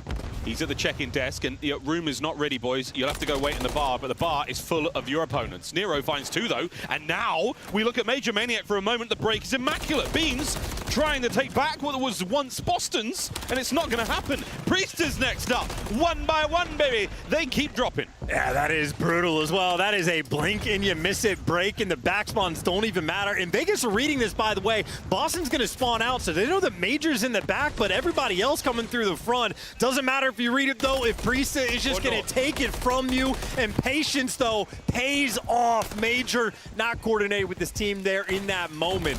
And now for Boston, not only do you not really effectively get this break, but you're going to be on the back foot, having to rotate all the way out. But Vegas, I mean, super slow. 3 players are standing on old time, and there is 0 seconds left, so Legion taking their time. Every hard point in the first set so far, Boston have had the rotation for it. They've had the opening time, and it's showing in the score. Vegas are not a true stranger to the break. Here we go. Nero, big wrap. What can you find on the approach to time? Your teammates are battling through the front as well. That's a win. And we are one step closer to the edge. That is MCW, just a headshot out of control. But I was thinking Vegas about to break, but instead Priesta gives you two, and now things are going to get mixy. But Major Maniac timing not quite on his side. Johnny there to cut off the reinforcements, and well, now Boston back to the 1-by-1, funneling into death. Scrappiness on the Statue Hill. Goes over to Johnny. Toe-to-toe with Priesta. Trophy saves it. But that won't. Teammates are there for it as the battle continues on this point. The final few moments here, the final 10. And we are going for every single one of them, folks. Back to the middle of the hard point. We will have it in a sec. Boston breach with a slight lead as the first set closes. And there's an interesting theme as well with the intimate venue. The deads coming from Beans are going to rain out just a little bit louder, but needs to get the ball rolling. 9-9 performance for the moment, and Boston definitely a little bit of a lead. Nice kill there, though, as they're working towards the break. Two players for Vegas trying to stave off the pressure, but seems like it's going to be inevitable for Beans. Strikes, he bounces, and at least gets the damage off. Boston are in. There they're in. Over to Priest up next. 1. Can he get 2? Sure can. Can he get 3? He wants it. Mate, give him all 4. P-Dog over the top, though. Attached. Nice work there. Gio's helping him out. Gio finds 2 on the immediate break. That's Vegas in the middle. Yeah, there's a big moment, too. 20 seconds going to be left on this P1 hill, and that is plenty to collect. And more importantly for Vegas, they have the right side spawns as well. So they can pump the brakes, play a little bit slow, and Nero gets caught. And Vegas, again, they have 2 players stacked up over towards you, so not a lot of pressure on the rotation. Plenty of pressure, though, on the hill, and Gio doing a fantastic job staying alive, at least for a moment. You clean house, you keep the spawns, you win the rotation. A 4-point game as the hill pops. Oh, Johnny, who drops the O, picks up 2. Over towards the new hard point. First time we've seen Vegas win a rotation. Bad spawns for Boston Breach. Plenty of time to cross the map. Plenty of time to get the break on the hard point. But you have just lost the lead for the first time here on 6 Star. And Priesta might have found some timing too. Nero goes to check the flank for just a moment, but gives it up. And Priesta a little bit slower than they expected, but quick enough to get the break. 25 seconds in, and Boston already made their move. Trying to make a reach on the players on spawn. Priesta on a roll. Can he find another one? Over to Nero. Nearly, but not enough. Nice work with the rival 9s there. Boston, they do manage to get into the hard point. Great work there. Looking to retake the lead. Yeah, these guys have absolutely thrived on the P2 hill. That's been the biggest benefit there for Boston, and maybe a little bit of time to work on the rotation as well. 15 seconds gives time for a guy like Priesta to at least work this player in the back, but this is Rival 9 versus an MCW, so Priesta gonna have to play for scams. You see his teammates on the minimap still way across the map at the old time, so a 10-point game, but now it's Vegas' turn to try to get this hole. No cruise missiles, no one's gonna be able to bang that hard point open. In through the front they go. Beans now through the lobby, trying to back up. The push that Priesta starts, what a move from Attach. Does get brought down. Only 1 man left alive at the hard point. Plenty of members of Boston here, close enough for the break. Will they be able to get it? Oh, but you have to sniff out where Gio is. There's his foot. Get them feet. Teckle and Beans are all yours. That's your point. Yeah, and I love that play from Priesta too. We saw him pump the brakes, and he's waiting for a teammate to get involved. So Boston might have waited an extra 10 or 15 seconds before they make the jump, but it's to break the money hill. So credit to Priesta and credit to Beans, who is now thriving with that success. I don't know if they're going to read the back spawns, or maybe they do in the perfect amount of time. That's great communication as well. So Boston, they're doing all the little things right. What a win from Beans. That streak's in the bag. Final 10 seconds on the bar. It has been perfect. You can take that death happily. Over towards New we go to the statue. A battle. There's a man-on-man here. And Snoopy, can he stay alive? He cannot. Attach and Vegas have the point. Yeah, Major Maniac, though, at least going to be able to buy a little pressure. No one's able to sneak in, push out. And, well, his teammates got a double hit coming through you as well. So Vegas gonna have to turn a little bit in the setup. Trophy, at least one of them taken care of, and so are players. Beans ripping heads. Beans with a Hawk 2-piece, and he rips off a big dead that echoes through Burbank. Snoopy finds 2 of his own. 18 and 18 for him, a little slow, but not a bad look. 20-point game now as Vegas are starting to slow down, and there's 30 seconds left on this point chance. Tons of time to go. That's the Beans cam, folks. Ding! An absolute winner of a 2. Yeah, and Boston again taking full advantage of it. Maybe the nades and tax going to be overwhelming, and you see Vegas a clean retake to at least to fight for this scrap time. And hey, you'll take the 15 seconds where you can get them. This has been a nail-biter game, and I gotta say, for Boston, who have not exactly won a lot of LAN series, the fact that they always start off hot is surprising. They're doing it here again. Doing it again. Well, 3rd set of hard points, folks. Everybody take a deep breath. I'm going to catch a refreshing beverage here in the bar, and Vegas are going to find the opening time. Nice work from them. A lead change is on the cards here. Johnny can't lock down the backside, so through you, Boston come. Yeah, Attach is flowing though, and yeah, easy gunfight wins for him. Might be a slightly difficult one, but Attach able to lock it in. And now Major, great tags from Nero in Geo. Forces of nature around this zone, and P1 is paid off. And I know for Boston, next hill is where they've had the most success, but this is too much time to be given away. Vegas have taken the lead and then some. Boston might have bit off more than they can chew. We're about to find out how the digestive system goes. It's 2 from Nero from up top. Nero 3! That is sensational. The force spree, 25 and 18. Good news though for Boston. You spawn near the point. That's going to be desperation, though. That's the start that they actually needed. A team kill rolling through is going to stop that push in its tracks, because Vegas, they were biting at the heels. They were right knocking on the Devil's door to make this break, but Boston stable initially. And every single time Vegas are getting nearby, the trades are going to be easy. Nero might give you 2, but the last man standing, Boston have always had someone extra playing with these closer spawns. Vegas, not well coordinated just yet. Yeah, not enough. They've got no one by the kiddie pool side. Major Maniac trying to watch all of these angles alone. Difficult timing. Nero breaks the hard point wide open, and that could be the game. Beans, it's a cruise, and he just dodges the spire. What can you actually find, though? Open roof, just for the guy in the back, but that's 2 in the feed. Boston, the go buttons now. Here we go. Priester finds 1. Snoopy right on it. Nero winning another one from the inside of the vents. 20 to go. And now Vegas trying to reposition as well. The bigger problem right now, though, is going to be that rotation. Boston actually have a decent opportunity to make this comeback. Question is how many reinforcements you cut off Major? If you can drag a second player to the grave, it would have been nice. You can't do it, but you're going to spawn up at new. So Boston, it is what? 5 seconds for Vegas to win this game, and you can break it for 5, no problem on this hill. Desperation hour for the breach. Here we go. One final hold. One final break for Vegas. We go to a search and destroy. Geo, every angle covered. Attach. They've cleaned out the lobby. Snoopy holds it down. They're in through the back. Priester cut. Priester down. All on the beans. All on the beans. He's gone. That's game. And Dylan attached the 5 spree in the end as well. A P3 break as easy as it gets. The lead that Boston built up early to absolutely no avail. Fantastic work there by Vegas, who again, they have so much to play for this tournament included with the champ spot as well. Hungry for the bounce back yesterday, starting things right on 6-star. Yeah, that's a wicked way to get going on 6-star. Boston with a very, very convincing lead. We'll see the game flow in a moment. Vegas time and time again they managed to pull it back. Solid work there from Vegas Legion. 1-0 lead here in this elimination matchup. And again, a scary prospect for Vegas. For Boston, it's the last hurrah. This is the potential final series of their year. Can they go out with a bang? 250 to 203. Yeah, and these guys just ripping heads, the damage dealers. Attach getting mixy as well. Finished on a 5 spree, 4,800 damage, not too shabby. But Nero, the ever-present force on the map. He's been one of the better hardpoint players basically the entire year. His stats have been out of control. He is Mr. Consistent in the game mode, at least on the damage output front. And in this lobby, he was an absolute titan from start to finish. So assist numbers fantastic. The kills are great. The damage is there. And on a map like this, that is just constant gunfights, constant break attempts. You're always going to be in the mix. And for more than 3 or 4 seconds out of a gunfight, Nero's the man you want on your team. Yeah, absolutely. The Tyrant Tuscan. Way back to the Vanguard season where we really saw him leave his mark. And I think he was nameless sort of Merc talking to me backstage at, initially having him on their team, or having him on a team, he was an AR player. They let him fry with a sub. Just let him keep doing that, and that's really where he found his success. But the next chance you get to see him with an AR in his hand, clips like that, disgusting work from Nero. And even for the P2 hill where Boston had the most success, like he had one life where he gets a 2-piece and sort of softens up the reinforcements, then he ends up spawning behind Boston on the hill, and then storms back into the hill and gets another 2-piece. So the man was a multi-kill machine.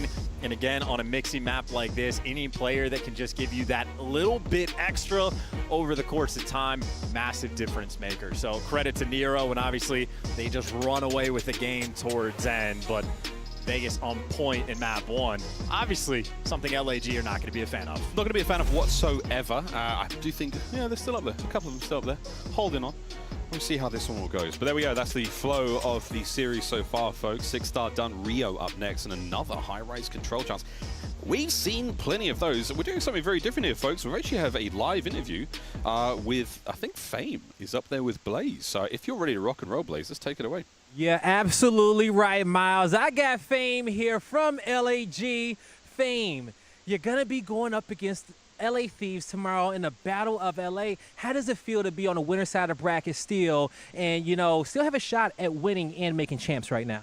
I mean, it's a great feeling. It's our first winners bracket of the year. We actually win the first round, so it's always a great feeling. And, I mean, champs is in our hands. Yep. And as you said, it's in your hands. You know, you guys won that first round, but you may need a little help for some other teams out there, okay?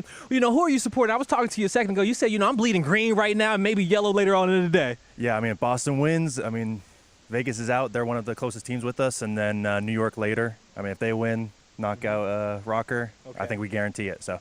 All right, hey, you know what? It'll be a fantastic result for y'all, especially the way y'all started the season. Best luck to you. I hope they fall in your favor, all right? Miles, Chance, we still got to get this series finished.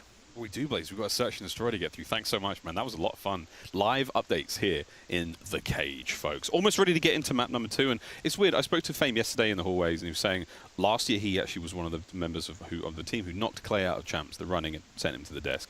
This year, inadvertently, kind of did the same thing again. In a way, just really put the pressure on, and obviously for those guys, happy to just get like that first round matchup victory because they've always had a stressful year. You show up to a tournament, you're having to play every single day, and then you're in the loser's bracket. Every match is stressful. They get the day off. They get to kick back, enjoy themselves just a little bit, and have a little bit of fun just as spectators. So LAG putting the work in, and always nice when you just get to prey on someone else's downfall. Always so nice.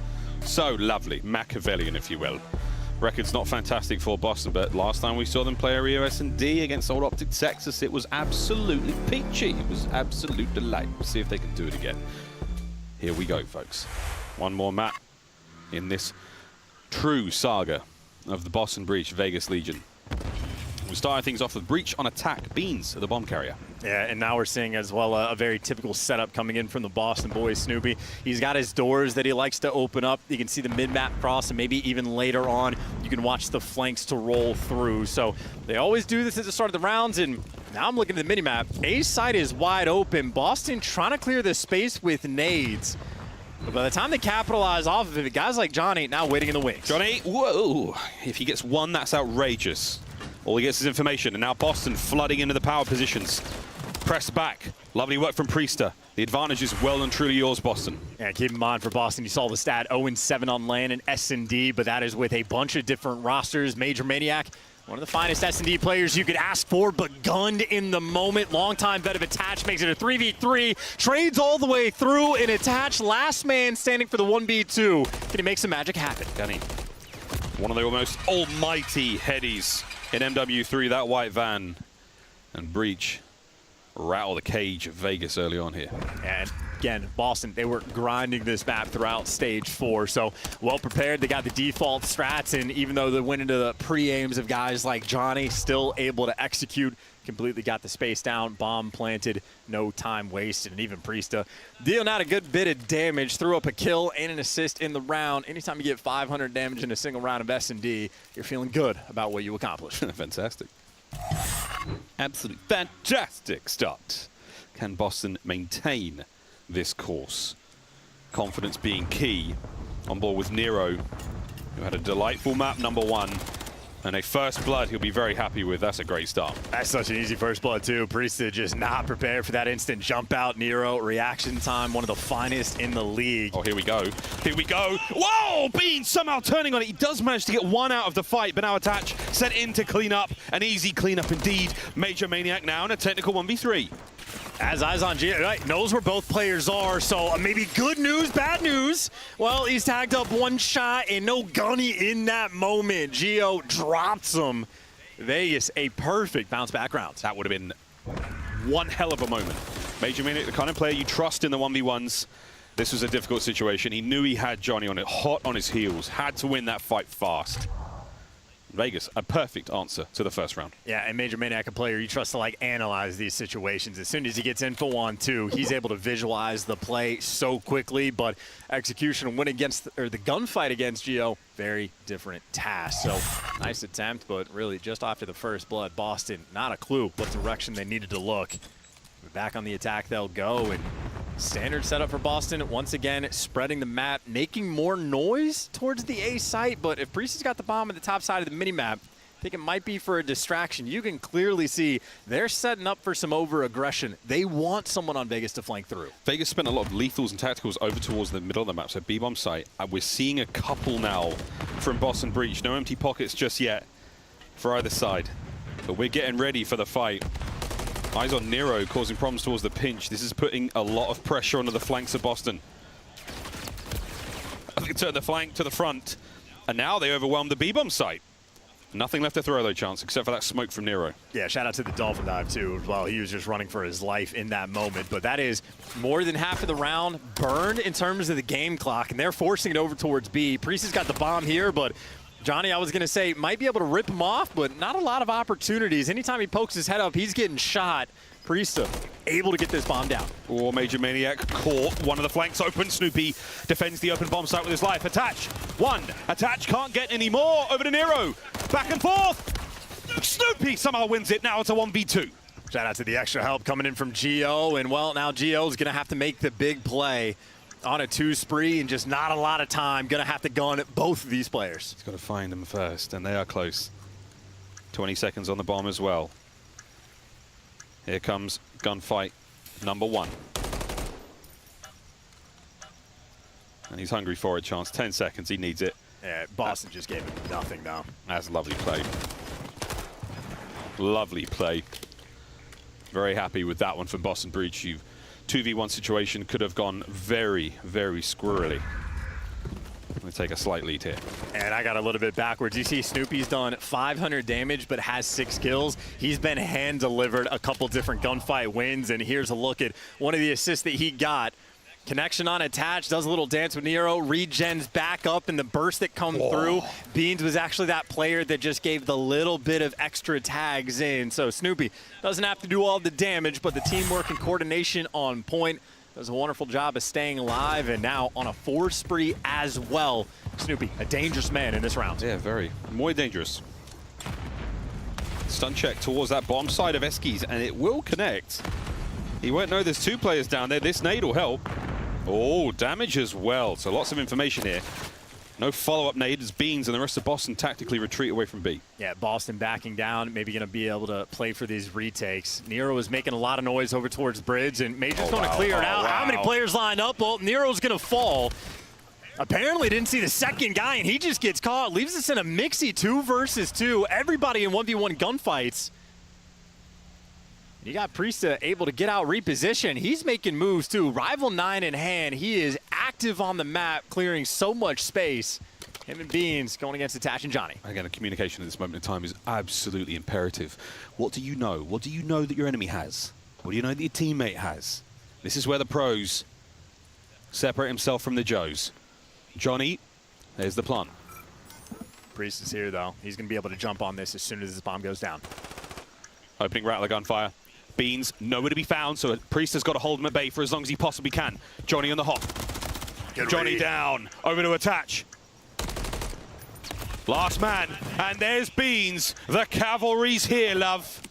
That's the defuse. Yeah, and that is, again, a beautiful play from Priesta. We saw him making those plays in the hard point where he's just waiting for the help from Beans before he gets active. The exact same there in the search and destroy as well. I mean, Priest, the bomb gets planted. He starts making the move. The guy shoots him from a garage, and Priest just goes, hey, they're both here. Beans is booking it that direction. Not only does Priest win the gunfight, but stays alive long enough to get Beans in the mix for the second kill. So Priesta making plays in a team that is 0-7 on LAN in S&D. For the moment, playing extremely well up 3-1. That's very tough. For Attach in that situation, Beans took so long coming from the other side of the map. The amount of times you guess, check, look left, look right. Timing gets awkward. Nero makes an awkward fight of Snoopy there on the fadeaway. First blood again. Yeah, Nero runs the bridge side of this map. Always a massive force, and That's certainly a first blood Vegas are going to need in a 3 versus 3. Do you want to go for the bomb down? Well, no, smokes out. Nero gets active. And now just man disadvantage Vegas. It's the go button. We got the numbers. Let's go for the trades. No time wasted. Smokes out, go button active, and Nero again making moves. Steamroll. A true steamroll of Boston there. Swapping sides once again. Pressure is certainly on for all of our players here. Well, we can hear in the cage the mutterings of straps being called. Some of them a little louder than others. There's one thing we've got here, and it's tension, Chance. Yeah, there's a lot to talk about on this map as well, because anything you're going to do, you have to be extremely well coordinated in Vegas. Well, all 4 players shucking their stuns and nades down range, got complete control of the middle of the map, and they do not waste time. Nero bomb planted, 4v4 retake in Boston. 3 players working the flank. We have seen this setup from Boston before. Yeah, Nero's got a lot of kills to get here. How many red dots does he see? Here comes the first. Snoopy allowing him to waste sort of half of the magazine there of his rival 9. Major Maniac. He's made the play upstairs. There's the jump. Nero, first blood again. Here comes the second. Nero. Can he get another? 3. Beans, last man. I don't know who got the final kill, but Nero turns Breach inside out. And we talked about it. We have seen that exact setup from Breach before. 3 players on the flank. You got Major Maniac sitting in the window. And the positioning we saw from Nero, Vegas knew it the entire time. He goes for the first child and he lays down behind. And he's basically looking at Major through the wall because he's ready for that pressure to come up. And I heard Vegas freaking out in the comms. As soon as Major makes that play, Nero is there to snap. They read it like a book. They have clearly done their homework for this series. Attach finds the final kill there, but wow, Nero. That is a delightful close to the round there. The equalizer, 3-3 here on Rio. Nero might run the bridge, but this time taking command of the middle of the map. This is an interesting setup again for Boston. It is their default. They will do it time and time again, but that does allow Vegas to take space. You can see Geo creeping up the map. He's made it to the van. Attach is pushed out to the bridge, middle of the map in complete control. Nero's got the cutoff, so it's all about the cheeky angles and Attach. I mean, this is a dangerous position of play depending on the timing, and he was waiting for a freebie, but knows they're nearby, doing the smart thing, backing down. Beautiful. The draw. Never mind. The drive-by intel, complete with the trophy though, so does leave that for his teammates. Nero still remaining hold here at vending machine. Here comes the bomb on the inside of the B-bomb site. We're waiting for it. Priest gets gunned again. Nero with another first blood. Finally, Beans brings him down over to Major Maniac. Can he catch out another?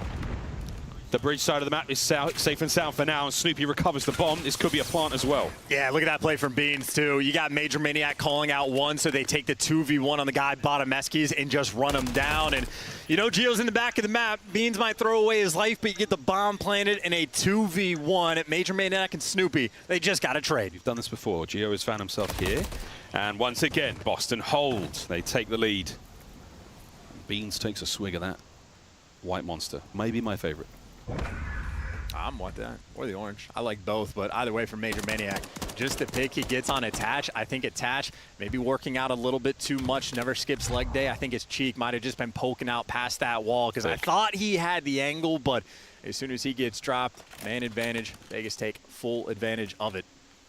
And by that I mean, well, they lose the round. Yeah. Boston. Thick thighs. Easy teams to not get confused. Thick thighs save lives.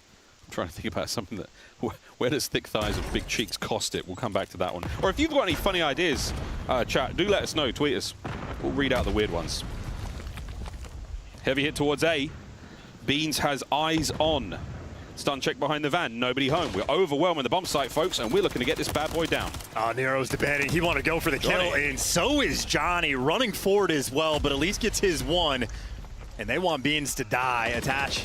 He's made it into the garage. He's going to kick the door open. Freebie kill. Beans, though, wins his 1, and Beans is going to give you 2. 2 versus 1. Nero, last man standing, and it's the guy you want for the job. Nero, the Reaper. Oh, and he spotted him as well. Will he hold position? Will he take the fight here? Snoopy, is he going the whole way around? Yes, he is. Easy reads. And here comes Nero. Oh, the timing. Oh, my God. Oh, my God. Oh, my God. 15 seconds. Oh, my God. I'm not going to say it. Oh, my God. Nero checks the bomb in time. Wow, that was close. And that is just Snoopy not checking that top garden spot, the only factor. And Snoopy also, when Nero's towards the back, he just tries to sprint at him through the flank, and Nero just one double back, and that's all it takes to clutch that 1v1. Snoopy a menace in the respawns, but a poor read in that moment, and a massive win there for Vegas to tie it up 4-4. Oh, Snoopy slipped. How does his teammate not see him? I can understand the player in the moment, but 3 players spectating, they don't see it in spectator? We would have heard that. You saw him! You saw him! You saw him! That's actually unbelievable. I didn't realize he had that angle. That's a wild one, man. Okay, 4-4. What a search this has been. Yeah, good catch by the observers as well, just to get those comms through. Another deep one here from Boston, trying to waste all the lethals. They're out. Boom, boom, boom, boom, boom, across the map. Now, gonna have to shoot you right down. And this is all on Attach. Attach has played aggressive angles, but passive in this moment. They've given up the street entirely, but now Attach is able to call out at least one, but expecting more pressure on the left side of the map. Nero spots a little rattle of that 9mm across the top side of Rio. Snoopy in position to try to pick up anyone on Eski's side. Coverage is there, bombs down. Here we go, folks. It's party time. Johnny doesn't pick up Beans on the flank. Gio steps up to the plate, cuts Beans down 3v3. Can't believe we're not checking the most obvious corner, but either way, 3v3, and Nero now running it down. Whoa! Beamer there for the man advantage. Still got it. Here comes Priest on the flank, trying to pick up 1 or 2. Oh, the timing, the damage is there. Attach is making it happen. All down to Priester. Oh, and what a move. Back he goes. Claw, Nero! What a round. 4 spree. Yeah, and great communication from Attach as well in S&D. He spots out Priesta, knows that Priesta ran to the wrong side, doesn't have the bomb checks from that side of the map, so he comms it to Nero, and Nero runs it down. And why wouldn't you? 13 kills now for this man on this map.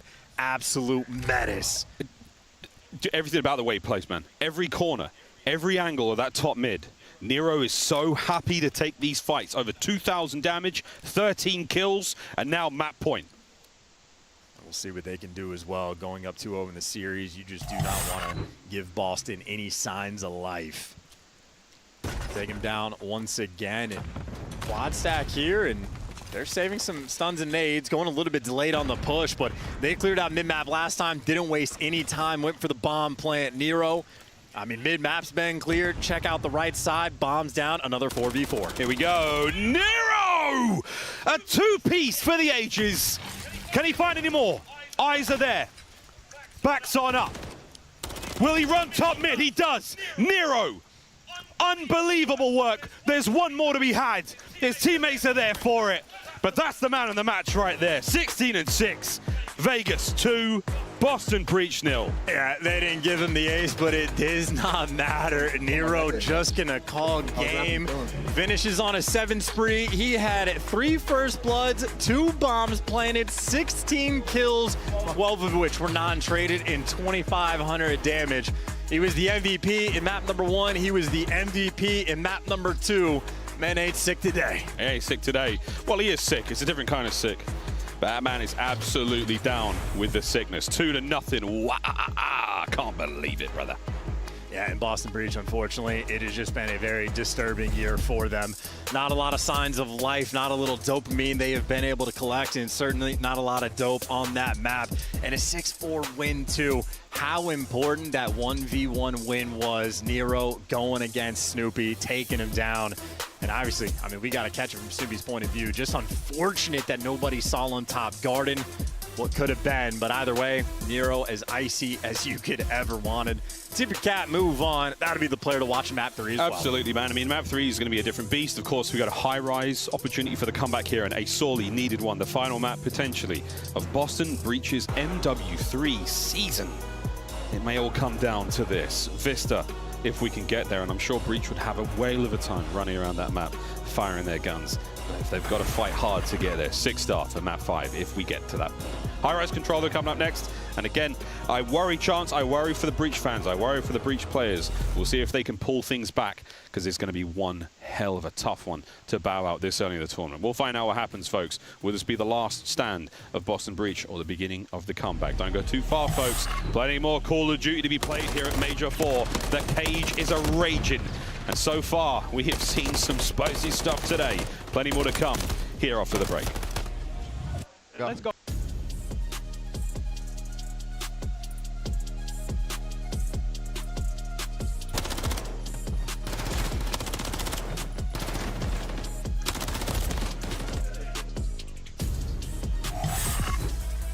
Upgrade your game with the Scuff, the official controller of the Call of Duty League. Scuff Gaming is doing an ultimate giveaway where you and a friend can win a chance to go to COD Champs this year. The giveaway includes 2 VIP tickets, travel expenses, and more. To enter, scan the QR code on the page or go to scuff.co/CDL and enter your email. Terms and conditions apply. The Call of Duty League is brought to you by Monster Energy, the official energy drink of the CDL.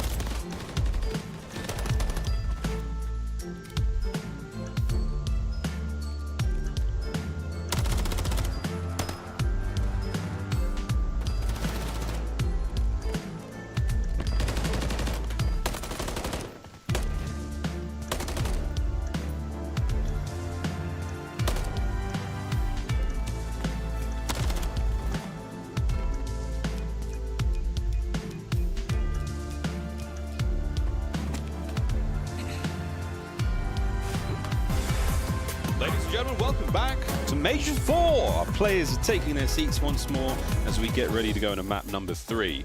Vegas find themselves up 2-0 over Boston Breach, who have had a difficult run of things in the first 2 maps in the series. We'll find out if anything's going to change here right now. It's going to be a spicy showing, as always, here in the CDL. Myself and Chance ready to take you through High Rise. And I know my favorite thing so far about this venue setup is we're very used to being across the venue from where the actual stage and players are. We can sit and talk and listen to everything these guys are talking about. And attached so far, every single series, granted it's only 2 of them, that I've heard and seen these guys play, it's constantly in between maps. He's saying exactly what the other, he's almost like a coach within a player role. If he's dictating pace, telling you what the other team's strategy and comms are going to be, we can listen to these guys in S&D as well. He does an elite job of directing traffic at every given moment. So attached world champ, wonderful man to be playing with in Vegas, extremely ready for this High Rise control. Again, they're in champs contention. They're going to have to win at least 2 series, and then it obviously depends on other teams as well, but they need this or else your year is over. And of course for Boston, same thing. This could be the last map these guys play on LAN all year. It might end here. The last hurrah. The final march of the Boston Breach through the MW3 season begins now. Vegas also fighting desperately to continue their campaign here. Opening salvos are finished. The opening bombardment from Attach works out lovely. Priest and Beans fire their respective kills as Boston continue the onslaught on towards A. Yeah, I don't know if you saw the observers were able to catch it of the firing squad that Vegas tried to set up off the opening break. They collectively did 450 damage to the players running out the window. They just couldn't actually catch anybody. But an interesting attempt to sort of set the tone, but the tone has been set. Vegas, firm control, every power position. Snoopy, the man that got behind enemy lines, has been taken care of. And now Johnny in prime position just to eradicate them, or easy reads from Beans. Boston maybe a little ahead of the game in that moment. The opportunity to make that B push is here. And you've managed to hold it, and there we go. 3 down. B. Okay, all 4. 2, 3 players on B. The 1 man on A is pushed up for the spawns. That's Priester. Aggression now. Priester's finding 1. Priester finds 2. And there was no way he was going to get a 3rd. I mean, that would have been absolutely ridiculous. But in the meantime, the B zone is gone. The boys are over by A. Yeah, that was beautiful, too. You saw all those players watching the cross. They're coming into Priest, and they get in the mix to help him out as well. So Boston, that's as good as it gets for the start. They do not even win the opening break, but 1 tick on A, B zone secured, and plenty of time to work with to try to break this down. And really for Snoopy, it's just operation. Make sure you stay alive. Dead silence popped, and now he is officially behind enemy lines. He's going for it. Going for it. Coverage, though, from Vegas. All good. Beans, the man on the front line now for Boston. Actually, the first segment wasn't secured. It was a pixel away for completion. And there you go. That's a working patch. The propane tank goes pop, and Beans shrugs it off. And they just can't quite get that little bit of extra. Boston looking for the 2Ps to grant yourself a little bit more space. But Priesta, 6 kills already in the round. And hey, Snoopy's the man that gives you 2. That's number 3. And Priesta had the last guy tagged up, so he survives. Now you get the bodies on the point. That's 2 boys on point. Oh my. Major Maniac now softening up the resupply lines. No one's getting to that point without a little bit of love. Boston, mega progress. Halfway through it. Anyone there from Vegas? No, it's long range fights from Priesta. Wins them again. Next up, Major gets Johnny. That's it, boys and girls. Snoopy, the last man on the point, cleaned up. What an attempt. Yeah, and you saw that. Major Maniac trying to get aggressive in the windows as the hip fire from Beans connects with the good old Renetti in that moment. In 11 versus 7 on the life count. So Boston right now, push the pace, get the trades, and do not take your foot off the gas. 7-11 in the life count, anything but convenient for Vegas Legion. They're in a little bit of trouble, but 35 seconds on the clock. Snoopy, very ambitious indeed, brought down. Johnny finds Major, not without a trade. Johnny gets his 2nd. Over to Beans. Oh God, this awkward, but he makes it work. 24 on the clock. 8v5 as well, but you still need to stop that clock. Beans, great tags on Geo, but not enough for the kill, and now you're just running out of time. So I was saying don't take the foot off the gas, but now they're a little bit stagnant, not aggressive on the map at all. Beans has just been hanging out by the 50-yard line, and now you're taking routes like that that are so easy to read. What could have been for Boston, and Beans somehow was the last player in that engagement, even though he was also the last man alive. Boston not able to orchestrate. They had 1.5 minutes to work that A zone, but Vegas' defense, too strong. Too thick. There's a Geo on the replay. We've seen plenty of lovely long-range shots, and this is a nice 2, makes it 3. That was the end of the attack on A. And that was just about a minute on the game clock after that chance. That evaporated very, very rapidly. Kudos to Vegas there.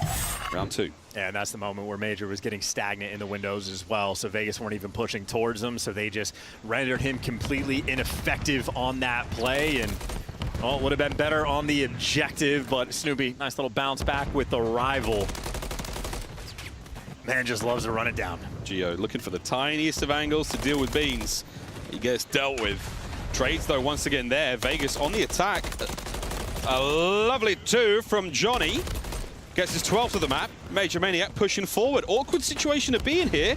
I love the nade. It's not going to work out, though. On towards the B zone we go now. Attach on a force free. Yeah, and all that Major was trying to do is slow the push down so his teammates can at least get out of the windows. You can get spawn trapped on either side. It's harder for the offensive team to do it, but they've at least bought themselves a little bit of space. Attach on a 4 as well. Desperate for a little bit of help. Now he's got a player to bait on the point, but Nero dies immediately in Attach. Well, no cruise missile. Not too much secured, and the spawn kills do not last. Gio gave you 2 before he fell, but it is just solo captures on both these zones. Brilliant work. Enough time now to really get things going. 1 down at A, 1 down at B. It's all on a Johnny for now. He's trying to get it done. Can't get it. Major Maniac there. Once again in the feed. Nero doing the laps, chasing red dots. Oh, can't get anything out of this life. Nice work out of Boston. Trying to stay alive. The second segment of B, toast. And this 2-man capture should see it done. And attaching the exact same spot. Whoa! Players line up. Him and Gio locking it down to keep it rolling. Why don't you? How many players can you get on this zone? 1 trophy. All the nades are going to start rolling through, and they got 3 bodies on the point. That might be your ass. Boston, fly forward, send it. You're running out of time. Life count doesn't matter, boys. Attach finds 1 more. No more in the life tank, though. Major Maniac saves the day for now, but how many more lives does that cat have? And we talked about how a pixel in last round made a difference for the tick. Well, Vegas this time, they're able to get 2 and even more time to work with. And this is a team willing to get active. Gio might have to back down, but Nero, he's already gone on the full flank. Vegas just needs to wait for him. He will absolutely get you an entry kill. He's finding it slowly but surely. Eyes up. There it is. Can he get another one? Oh, dear. What? Gio backs him up. Onto the zone. Major Maniac forced out of position, has to get on it, and he can't. Attach finds the kill. This is the round. No way, Vegas. Slow and steady won the race. Yeah, GG go next. My God, Vegas Legion. I mean, that is active. They're, by the way, at the end, like 15-6, I think, on the life count.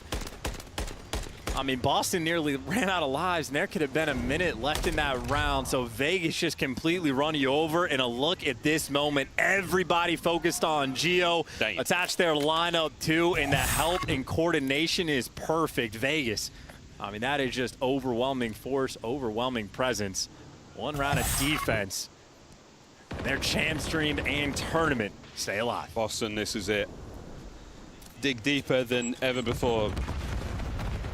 An explosive opener here. Breach, soar forward under the coverage of a 2-piece from Major Maniac. Into B they go.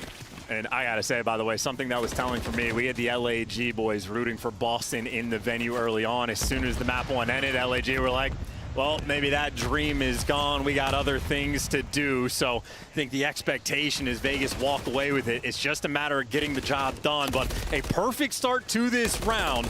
I mean, that was the first player for Boston to fall, and the B zone nearly secured. So they're able to replicate what they did the previous attacking round.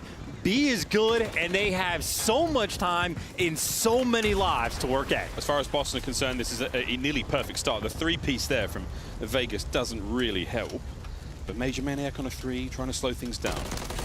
Into the trap, they fall. Finds another, that's for 4.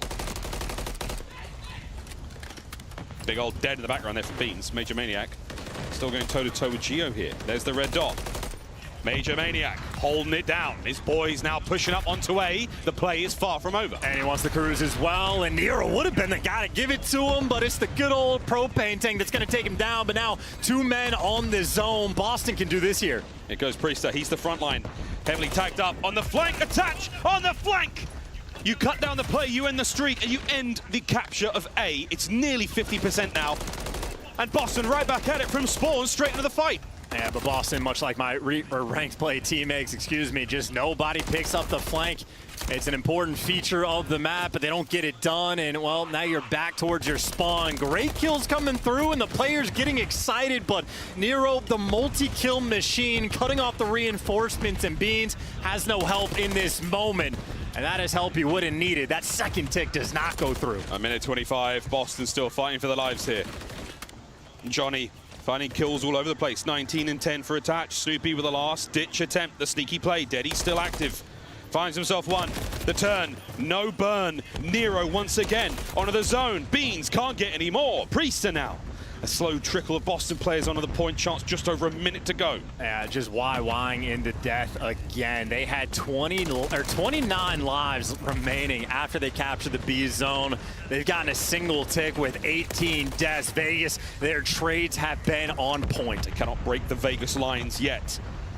50 seconds, 9 lives. Boston sending everything they've got. Damage across the board. Priester with 2. On to the A zone we go.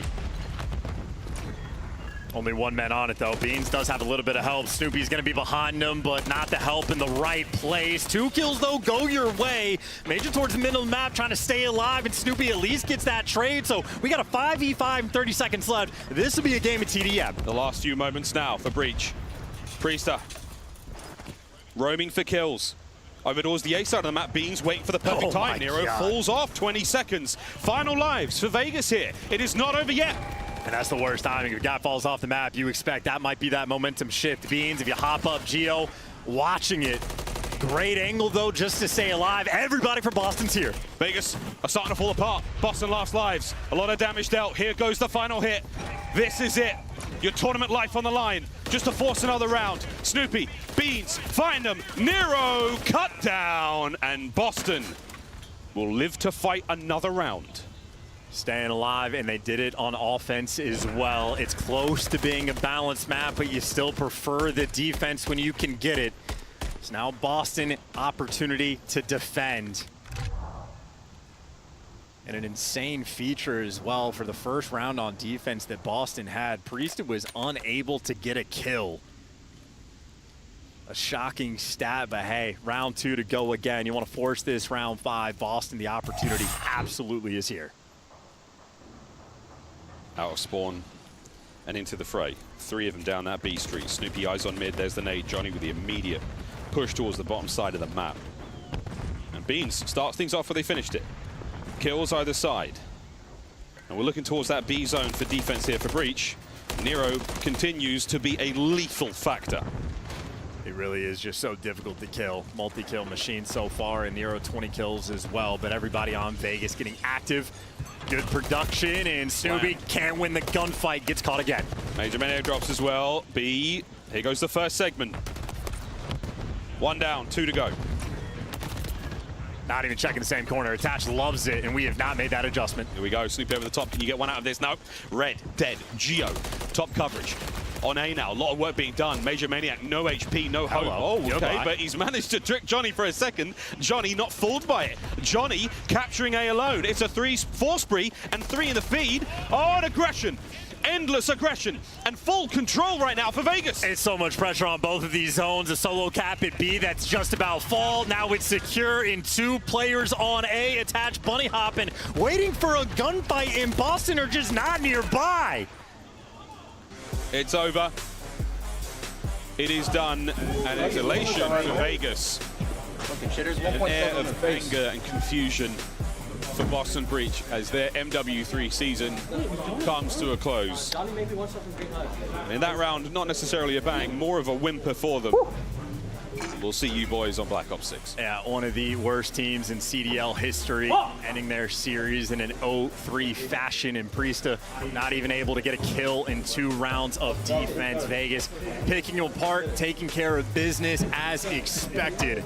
They continue their tournament run. They were in a solid spot coming into this major. The loss to Seattle makes their road much more difficult, but the dream absolutely still alive, and those guys in that series absolutely hit their form. Oh, they were rocking, absolutely rocking. Especially the hard points, man. I mean, Vegas flowing like water, and Boston Breach fizzle out and end their series in a tough way, that 3-0. Vegas happily walking forward in the tournament here after that day 1 loss to Seattle Surge. Last look at the stats there, a valiant effort. The round win from Boston felt like a lot more than it was really worth in the end, but Vegas happy to take that. Just over 11 minutes, and they'll march forward in the tournament. And again, most shocking stat, 0 kills, a goose egg on defense, not expected, but where there was lack of production on one side for Vegas across the board, everyone 4K damage plus, attaching Johnny just under 5K as well, but 20 plus kills for the entire team. Vegas, no sweat off their brows, and a masterclass performance as well. To the Captain Nero, MVP of the series, man dropped 16 on the Rio. Hard to feel bad about that one. Oh, indeed. Well, we say goodbye to Boston Breach. Keep on trucking Vegas for Boston. Chance to get a roster that had many ups and downs, a lot of difficulties throughout the season, a lot of team changes, a lot of drama as well. They were struggling massively to get things going. And 4 players, every roster, every individual on those rosters they've had, absolutely brilliant in their own right. They just couldn't make it work as a crew. Well, enough of this moping around. We got a man who's going to be feeling fantastic just behind us. That's right, guys. It's Attach and Blaze. Yes, it is, Miles. I'm here with Attach. Las Vegas Legion fans, blow it up in the chat here for your main man as they start off the day with a hot 3-0 deal. Talk to me about the game plan coming in here with Boston Breach. Now, you know, they couldn't qualify for champs, but it is something scary about a team that has nothing to lose. Yeah, I mean, they have nothing to lose, so they're going to run around, they're going to do whatever, they're going to take the chows and maybe not play as coordinated as other teams. So we're just like, go out there, chow them back, and let's get our confidence and momentum of going into this tournament. You guys definitely did that. Now, you know, here in today, you still got another match coming up later on at the end of the day, either between Minnesota or New York, and winning that matchup will solidify you guys in champs, I believe. Talk to me about the magic of champs and being at that event, and how awesome would it be for you to get some of your guys there for the first time?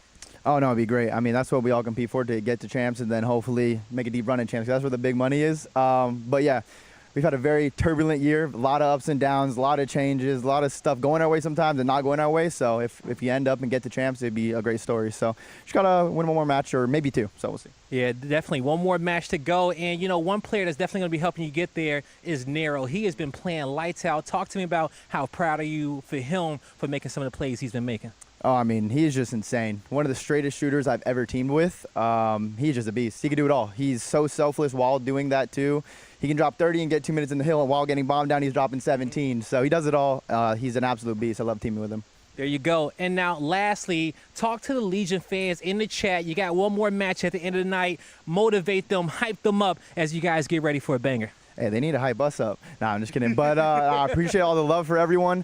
Of course, my teammates, they're all young. I'm the old guy, so they love like the hype and all the gas. So go gas my teammates up, and hopefully we can come out and show out tonight. Hop on Twitter and gas up the Las Vegas Legion. They need your energy out there in the chat. That's going to do it for me and Attach. Chris, take us away.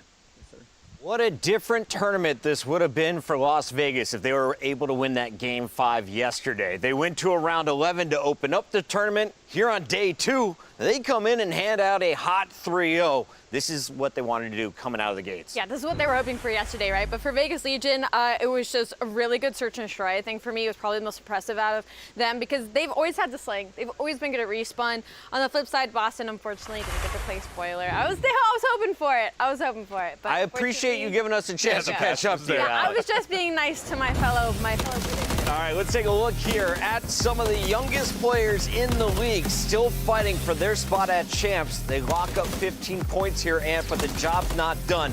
If they're going to continue finding success, what did you learn from watching this series that you want to see more of? Yeah, this is the Vegas that I saw during the online qualifier, Chris. Like, this is what I expect from these guys. And obviously in this series, they get some of their better maps throughout this particular stage, and they take advantage of it. It's a kind of a close 6-star where there were some mistakes happening on both sides, but at the end they slowed down, got the break when they needed, sent the pinch in, and I love what I saw out of Attach in that game 1. Had a minute and 30 in the hill, but still able to get it done with 5,000 damage. And then that search and destroy Rio, you just let Nero go crazy mid, man. He's going pushing mid over and over, finds 3 first bloods, something that they've been continuously working on throughout this split. And now with that dynamic between him and Johnny, they can take turns and have somebody involved in the early duels.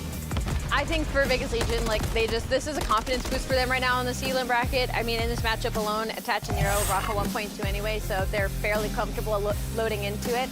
And now they're feeling even better because Carolina Royal Ravens is out, right? And they did get psyched out by LAG preying on their downfall behind them. So moving forward, definitely still some opportunity for Vegas Legion. The top 8 make it to champs. That is no longer in the cards for Boston or Carolina. But it's time to look at our Scuff player of the game. And honestly, my MVP, it's the X Factor. When he pops off, Vegas reaches their ceiling today. Nero showcasing what he brings to the table. I mean, it's unreal because what's funny is like Johnny's brought in to make their S&D better, right? But I feel like when they have some of the craziest S&D maps, it's when Nero just takes over. I mean, he always does it in the respawn 31 and 21, that map number 1, but that map number 2, 16 and 6, Chris. Like, I don't think I can even put into perspective how insane that is, not to mention also 3 first splits. And this is a player that usually consistently struggles on those opening duels. So for him to get those 3 and to take that SD win over Boston Breach when they kind of have the momentum in their favor was huge. Yeah, well, it's not the first time we've seen him go crazy on Rio Search and Destroy. We saw it for Seattle in the qualifier. Like, Nero's just that guy. He's got insane anticipation, knows where the opponent's going to be coming from, and you heard Attach touch on it. He said he's got some of the best gunny of any player he's ever teamed with because he can do it with any weapon. Nero's a special player. Job's not done for Vegas. How hard is the road ahead? Well, we still need to find out who they'll be playing against. Let's take a look at this elimination bracket. They took down Breach, but up next, Las Vegas Legion at the very bottom there will play the winner of Subliners and Rocker. That is the final match, or sorry, the next matchup here on stage. And Allie, we still have Heretics and Optic to go today. Yeah, Vegas Legion are very much has their own destiny in their hands because even if New York Subliners doesn't send out the Minnesota Rocker, Vegas Legion have an opportunity to do so for that extra 15 points, not only get them out of the running, but to put themselves in a better spot. I just saw the Subliners ready to take the stage, so that means we got to throw it out to a break. When we come back, can Minnesota stay in the champs hunt, or is it the Subliners climbing back into a power 4 position? Stay locked. This is the CDL Major 4.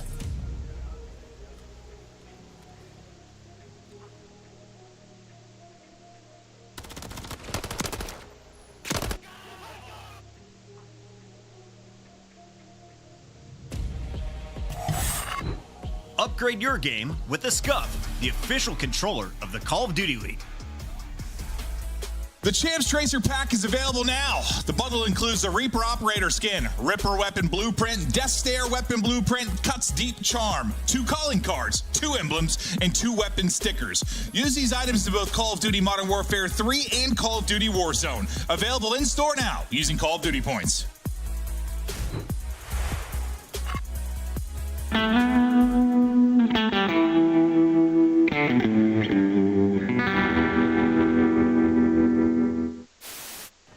Where? Trade?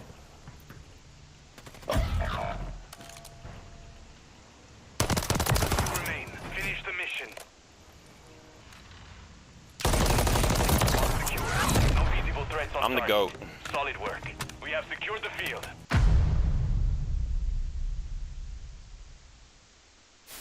It's up and about, as is tradition. We're going to fly towards that ring, that first hard point, as both teams will jostle for position. New York in first. Over to Celium, who finds 2 right off the rear, makes it 3. FaZe will take those points.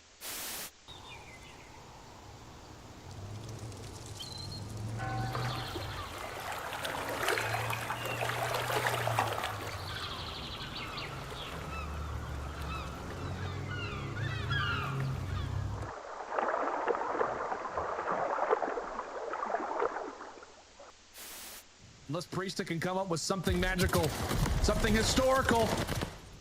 Few players falling. Priesta ends up getting traded out, but Standy's still here.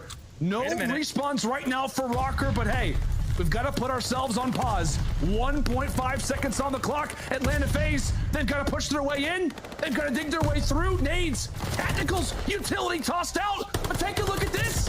Take a look at the right now from Minnesota, and they do not push on to the in the corner.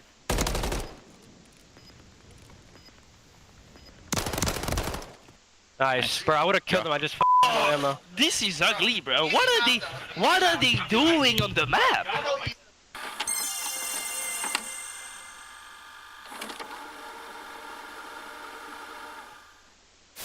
Back spawn. Back. Secure the area. Watch backstairs. Backstairs, peek out. Got double. Get him. Nice, nice. Oh my god, he's coming stairs. Mid. Got double.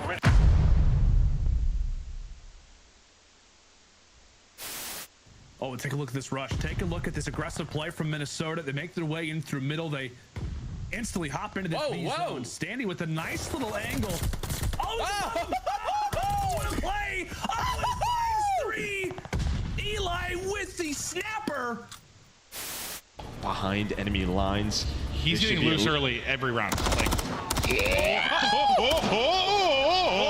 a little dance, make a little love. Get down there. Who's there tonight? Only you remain. Finish the mission. Enemy. Oh my gosh, you done.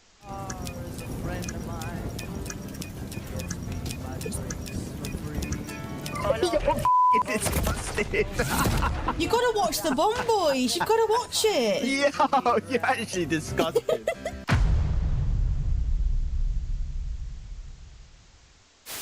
Try and work someone on the flank. He's able to find by Criminelli. The Craigs, they're able to get 2 headshots. They know that formula's gone. Vivid. Ooh, I think that's a bit of an over challenge. Envoy, he goes to the defensive side. Nobody able to check the bomb. Crim ready for it. Nice shots. Or Criminelli now gonna find all 4 kills. This is formal for the ace. 3rd, 4. Illy wraps back and it's formal with the ace.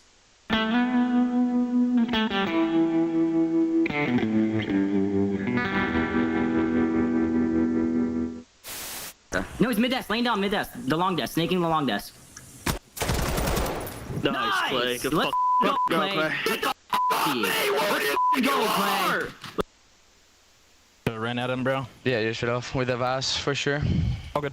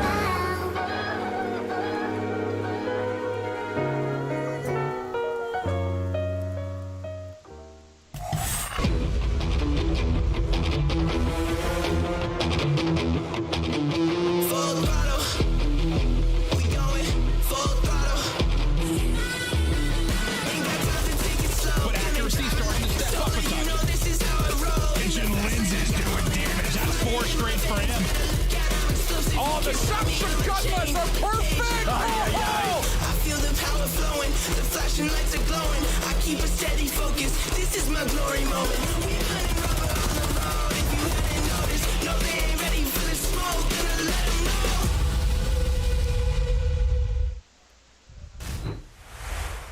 know. Welcome back, everybody. We are here in the elimination bracket looking to send another team packing. The question is it going to be a member of our Power 4 with the Subliners? Or is it Minnesota, who has struggled so far in our Major 4 qualifiers? The players taking the stage, and they know what is on the line. Minnesota trying to keep those champs alive. Let's start here with our Subliner squad. And Alley Cat, talk to me a little bit about this team. What have you seen from them as of late? I've seen, a team that's still able to hang and be in the top 4 conversation, but like haven't been able to break past being on that outside looking in compared to the other big 3. Not only are they the only top 4 team without a chip on their shoulder, but like they have not been finding a lot of success lately. Yesterday handed a tough 3-0 loss to Atlanta FaZe, and it was because of the slaying. They just could not come close to Atlanta FaZe. Sim had a takeover map. We were kind of raising questions of like, where's the SMG duo that we're used to when it comes to New York Subliners and being on the same page? Yeah, when I think about this New York Subliner team, I was just like diving deep into the numbers, looking at these guys. All the fundamentals, guys, they're very good at. Like breaking, holding, everything, like so good throughout this stage. They're even top 2 in plus minus. So in their wins, they are obliterating people. It's just they have a lot of losses as well. Still sitting at 7-7 in hardpoint, right? So it's a consistency thing with these guys. Maybe sometimes trying to play a little bit too perfect and missing out on opportunities can be the case. I want to see Sib go out there and just try to be a slayer. I feel like the roles in this team sometimes are even off. We see Skies and him flip-flopping what they want to do on the map, and you can see in our Monster Energy pregame, the weakness has been land. 5-7 series record. These are world champs we're talking about here in losers bracket, going up against a team they went game 5 with. They certainly aren't safe. Subliners and Hydra had to go toe-to-toe against Simp and Abizi in their previous matchup. Now Hydra gets to take on a fellow Frenchman and Linz. Difference? Linz is just a rookie, but his numbers have been fantastic at times. You've got the Iceman accuracy back in the lineup, and Gunless and Standy, who have been known for their pop-off performances throughout their career. And Minnesota Rockers feeling pretty confident going into this simply because they feel like they match fairly well versus New York Subliners. They've had pretty solid search and destroy during the split, 6-4, top 2 in conversion and clutches, but for Minnesota Rocker, like they're just like the other teams right now. Their backs are against the wall. They have to win the series for any inkling of a hope to push themselves into that top 8 conversation. And like I said, they've been good at search and destroy. Search and destroy wins championships. They're 50% or better win percentage on all 4 maps. That's a deep map pool for them. They're feeling okay in this matchup. All right, so that's a deep map pool when it comes to search, but how about the respawn? How has that been for a Minnesota team recently? Yeah, it hasn't been great, right? In their wins, though, they've been stealing one. And you talk about the match they had versus New York, they're able to win that control in convincing fashion, 3-1 on Karachi. So they feel comfortable in this matchup. And that was when Spart was in the lineup. Now they got accuracy back. And if you guys remember, like the game 5 could have used some ice, especially when we got down to that round 11. And we'll be running it back here on 6 Star again. I have a feeling we'll see Spart in a CDL jersey next year. For now, though, it's about the 4 players on the stage, and we're going to see Vista, High Rise, Invasion, Karachi, and 6 Star. Does Minnesota or do the Subliners have a stats edge? Honestly, they're kind of going back and forth. They both are preferring these opening 2 maps in Vista and High Rise. The Invasion, New York Subliners 0-2 in it. Minnesota Rocker, we know how control goes for them. It's just awful. New York's playing the long game here, but Minnesota Rocker could capitalize very early in this series. Let's lock in our Scuff Pick'ems. Nameless, you just caught up by correctly choosing Las Vegas Legion. Where are you going in this fight? I'm going to go with New York Subliners. They're able to edge them out in Game 5, where I didn't think they played that great in the qualifier. I think they get it done cleaner here. Rosalie? Yeah, I'm also going to go with New York Subliners. I can't bet against Hydra in this series. I just heard a let's go. Minnesota's getting loud early on. Are you sure that was Minnesota? But I'm going Subliners. Okay. All right, I think all experts here are going crazy. with the higher seed. Minnesota, That's though, not always with a good more thing. pressure. Listen, I would be so It's checked. time to get this party started. The Bulldog ready to bite. Let's send it down to Merck and Maven. Please just don't bite us. We're dog friendly. We are. I love my dog. Oh, we love the pups. But hey, it's time to get rocking here. New York looking to continue on. They had a very difficult matchup, obviously. When you talk about going up against FaZe, tough series. They kind of get routed a bit. FaZe asserted their dominance. Yeah, that's like kind of the problem. It was an ugly showing for New York. New York they've tested FaZe's limits at times, and not this time. No, I mean, just due to like beginning of the year, like just the S&D pedigree, they usually push them to distance. Just didn't have it in the bag this time, but I don't know, what was the biggest surprise for you maybe with their struggles there? Because I know we talked about Hydra a bit. Yeah. Like, he had the damage numbers at the end of it. I looked through the stats, but Yeah, I think on the other side, it's probably Skies and Kisman. I think when you go back and look at the stats overall, like Kisman had a ton of engagements, but like Skies was under like 9,000 damage. It just wasn't a great match for him, and he can be so consistent for him. Yeah, honestly, Sid played pretty well, but yeah, you just gotta. I don't know. You got smoked, honestly, just as a team. And then the other side, does it sort of feel like, we've had a lot of conversations about who's going to make it in, but the one we just haven't talked about much is Rocker, yeah? Kind of just floating under the radar. Yeah, right? Floating under the radar. I mean, listen, this has been a team, obviously, with accuracy in. He's got family problems to deal with. Comes back out. Spart comes in for a little bit. It's just been a team all over the place, and it just feels like, I don't know, we're looking for them to have better performances, and we haven't had it yet. Well, I need to, because if we're going to talk about getting into champs, it's got to be a run here. And they've got a tough opponent in NYSL, but you got accuracy back in the lineup. Pierce is smiling, gunless. I mean, there were stretches, there were years where he was the best player in the game in moments. Then he's out of the league for a while, back in. He's had some bright spots, but, maybe not in the form that he once was when he was that dominant player. But he can still have that individual flash. This is where the standings are, though, when we're talking about things and how they're breaking down. I mean, Subliners, obviously, they're like locked into the 4 seed. There's so much separation on both sides. But for Minnesota Rocker, you're at 140. You're basically looking down at Boston Breach, adios, and then you're looking up at the rest of the pack. The pressure is on. Now you got to prepare. No, I mean, this is going to be a run, right? Because LAG's in winner's bracket. Legion just won. So you're going to need 2, maybe 3 match wins here if you are a Minnesota Rocker. But you're avoiding Toronto Ultras on the other side. You get in New York, who I think when you look at the maps and modes, honestly, some of these early ones aren't bad for Minnesota Rocker. Like, there are some chances here. Again, they just went to a Game 5 with a sub. Like, it did happen. Lynn's had a pop-off series. This could be a momentum builder. Minnesota have a top 4, and that was because who? NYSL bombed out in Major 1, right? Like, it feels like these guys keep meeting each other, or like maybe kind of affect the other one's destiny. This time, you know, you kind of it was round 1, right? Rocker beat them round 1, and then Caroline knocked them out, I believe. So if you're going to make a run, it's going to have to be through NYSL. Maybe. Who knows? Yeah, and then you would have these two. You'd have Minnesota Vegas like match up later tonight if that would happen, right? So you have a crazy losers round 2 later on, but we'll see if they can get through New York. Can they get through New York? You know, you saw in that matchup, Simp was obviously real fired up. He was basically yelling at Hydra, like telling him he's ass. I'm like, you don't usually get that a whole lot where Hydra's getting chirped at, because he is one of the more consistent players we've ever had. But it wasn't there. You got to think he's coming back with like a revenge game. Like, he's going to be disgusting. No, I would think. In the last 5-game series, he did pop off. It was him and Linz. It was just sort of this French star battle that we had going on the stage. And it did go to 5. This was that 250 to 38 sub base that we had. Yep. That's probably why New York's hardpoint stats that the Deaths was talking about, why their differential so crazy. It was because of that map number 1. Again, we don't have this. You're starting off with a Vista, and I think Minnesota probably happy about this. They only have 3 hardpoint wins through Stage 4. 2 of them are here. It's 2 and 2. So, like, you have a chance early in this series. That invasion control, New York has not won this stage. 0 and 3. Like, there are some openings with the weak game subliners have shown.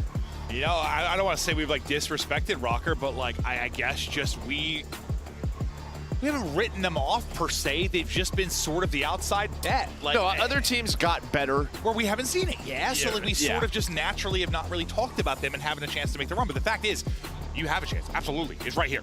Yeah, I mean, almost like LAG, and then they win the winners round 1 match. And you're like, then I'm like, oh, okay, never mind. Yeah, 3 top 6s. Like, yeah, it makes sense. And how do you get our attention? You win games. That's just it. Well, you beat NYSL at the top of the year to get a top 4. Can you beat them again to make a run maybe into a top 4? And suddenly you're looking at a champ's berth. We're going to take a look at the bracket quick and how everything's breaking down. I think just a bit of a tech issue for one of the players, and we're going to get into things as quickly as we can. Thank you for your patience, though, at home as we get ready to rock and roll.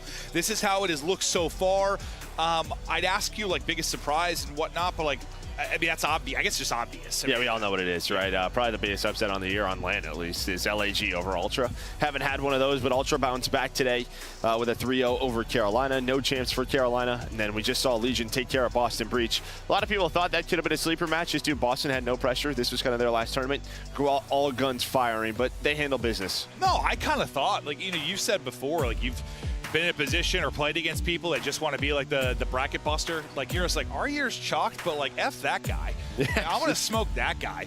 But they couldn't really do that. They couldn't come out and maybe shock anyone, didn't put up too much of a fight, just kind of lied there and took it, and they will be out of it, out of the year. Expectations going forward, I mean, outside of like, I mean, this is FaZe's tournament to lose, I think, right now, just based on how everything else is gone. Do you feel that way? I mean, yeah, I would assume so. Yeah, I think one of these teams, whoever probably wins that loses round 2 between like Ultra and maybe if you see an Optic, that might be a. We saw it last year at the last major when New York, when they won it, they went from losers round 1. You could have one of those runs very much building so here. But I'm excited to see, I don't know, maybe a Thieves move on, LAG move on, but how does Surge play versus FaZe? I mean, that is not the easiest matchup for FaZe. Dude, real quick to what you kind of said, how they were showing, like, you know, if you win that match, if you're Optic, like, you could be into facing Ultra, right? With losers too. Like, that would be. We talked about the number of times where teams like won a tournament and dropped off, but like how often does it have where like 2 teams do it and you were in a final and then suddenly you're losers too? Like, I never. Yeah, that was that would be insane. That would very much be insane. But Kids, you know, he has not been the best year on LAN, especially in Search and Destroy. You can see there just sort of the numbers, the way that they go. it gets pretty ugly. Yeah, I'm not really sure what the deal is with him this year. You know, I think everyone will. Listen, Sib has been insane at times, but I guess you kind of wonder, like, if it was still Priesta on this team, and you know the way Priesta likes to play the game, and set up people around him, make people better around him, would it be a better year for Kismet? Kismet seems to be the one that suffered from the change the most, or is it just a title thing? I assume you probably think it's mostly the difference in personnel, right? That's my guess, but I don't know. We're not there. We're not in the camp. Yeah. It'd be tough. I would imagine that Priesta would maybe take some positions that would allow kids a little bit more freedom. That's my guess, just from outside perspective. The player Priesta's been. I mean, he's about making those better around him, doing the dirty work and stuff. And this isn't even to like knock Sib. Like Sib no, is it's an just insane talent, play styles. Something with the construction of this team has not been working this year. It just has not. No, it has been. And, you know, we were kind of talking about that, but yeah, stage 4. Hardpoint, again, that average margin, a lot of that is due to that sort of 250 to 38. That's going to bump that up. A little bit, yeah, a little bit. I'll swing things, yeah. 5-loss streak, and again, you're 2-2 on Vista. That's what we're starting here in map 1. So you're 1-7 elsewhere. Early in the series has to be strong for Rocker. I mean, you don't have to be brilliant at both the hard points. You just got to get one, likely, if you're here. Just likely get one. And can you do it in map 1? Can you come in and steal one if you're Rocker on one of your better hard points? I mean, you don't have any good hard points right now, so we'll give him one of your better ones. Can you come in and shock him here, put him up against it a bit? Kind of, we'll flip the script from the last time these guys played with the insane map 1, like you mentioned, but ready to rock and roll. Rocker trying to make a run to a top 4. Hydra and Subliners trying to stop them. Hard point on land for Hydra has been insane. He's coming off a pretty tough series against Atlanta FaZe, but that's not Atlanta FaZe on the other side of the stage now. No, it's a Minnesota Rocker, and honestly, standing in stage 4 hasn't been great. Again, Lynn Hydra can just get lost. He does get picked right away, though, so nice opening for Rocker. Nice opening. And we'll see if they can continue behind the opening. Lynn's looking for more, not quite able to find it. NYSL didn't find a flurry of kills, and they'll be in for now. Looking for more. It's I think I hear screams coming out of NYSL early as they're trying to keep the energy high, keep everything flowing. I believe that was the coach's dugout. Oh, is that what that was? I think that was Zender getting fired up for the boys. Okay, I heard someone screaming. I was like, where did that come from? I can't hear it the best with the headset on, but okay, that is Cinder. He's going nuts. Cinder is twisted. He's twisted. He's not even on the stage. He's got a controller in hand and he's playing. Well, on the sticks. I mean, great start here for Skies. 5-0. Again, really struggled yesterday versus FaZe. Has a chance to earn a streak, but great time. Doesn't. Yeah, will find number 6. The comms are still going crazy by the coach. Kismet now going to push on forward. And this is exactly what you would want if you are Subliners. Do not give them an inch. Not give them anything, locking them in, trying to replicate what they did on the sub-base map 1 last time these guys played. A little bit of a split spawn coming in, though, is number 1 in Gunless, going to spawn out. Look the pinch, will it get picked up? It hasn't been picked up yet, and Gunless is poised and ready to pounce. Sib now trying to track this down, can't win it, so the spawn out pays off for Gunless, and you get a break around, what, 35, 40 seconds, can turn this into some huge time. Yeah, it would be a massive time.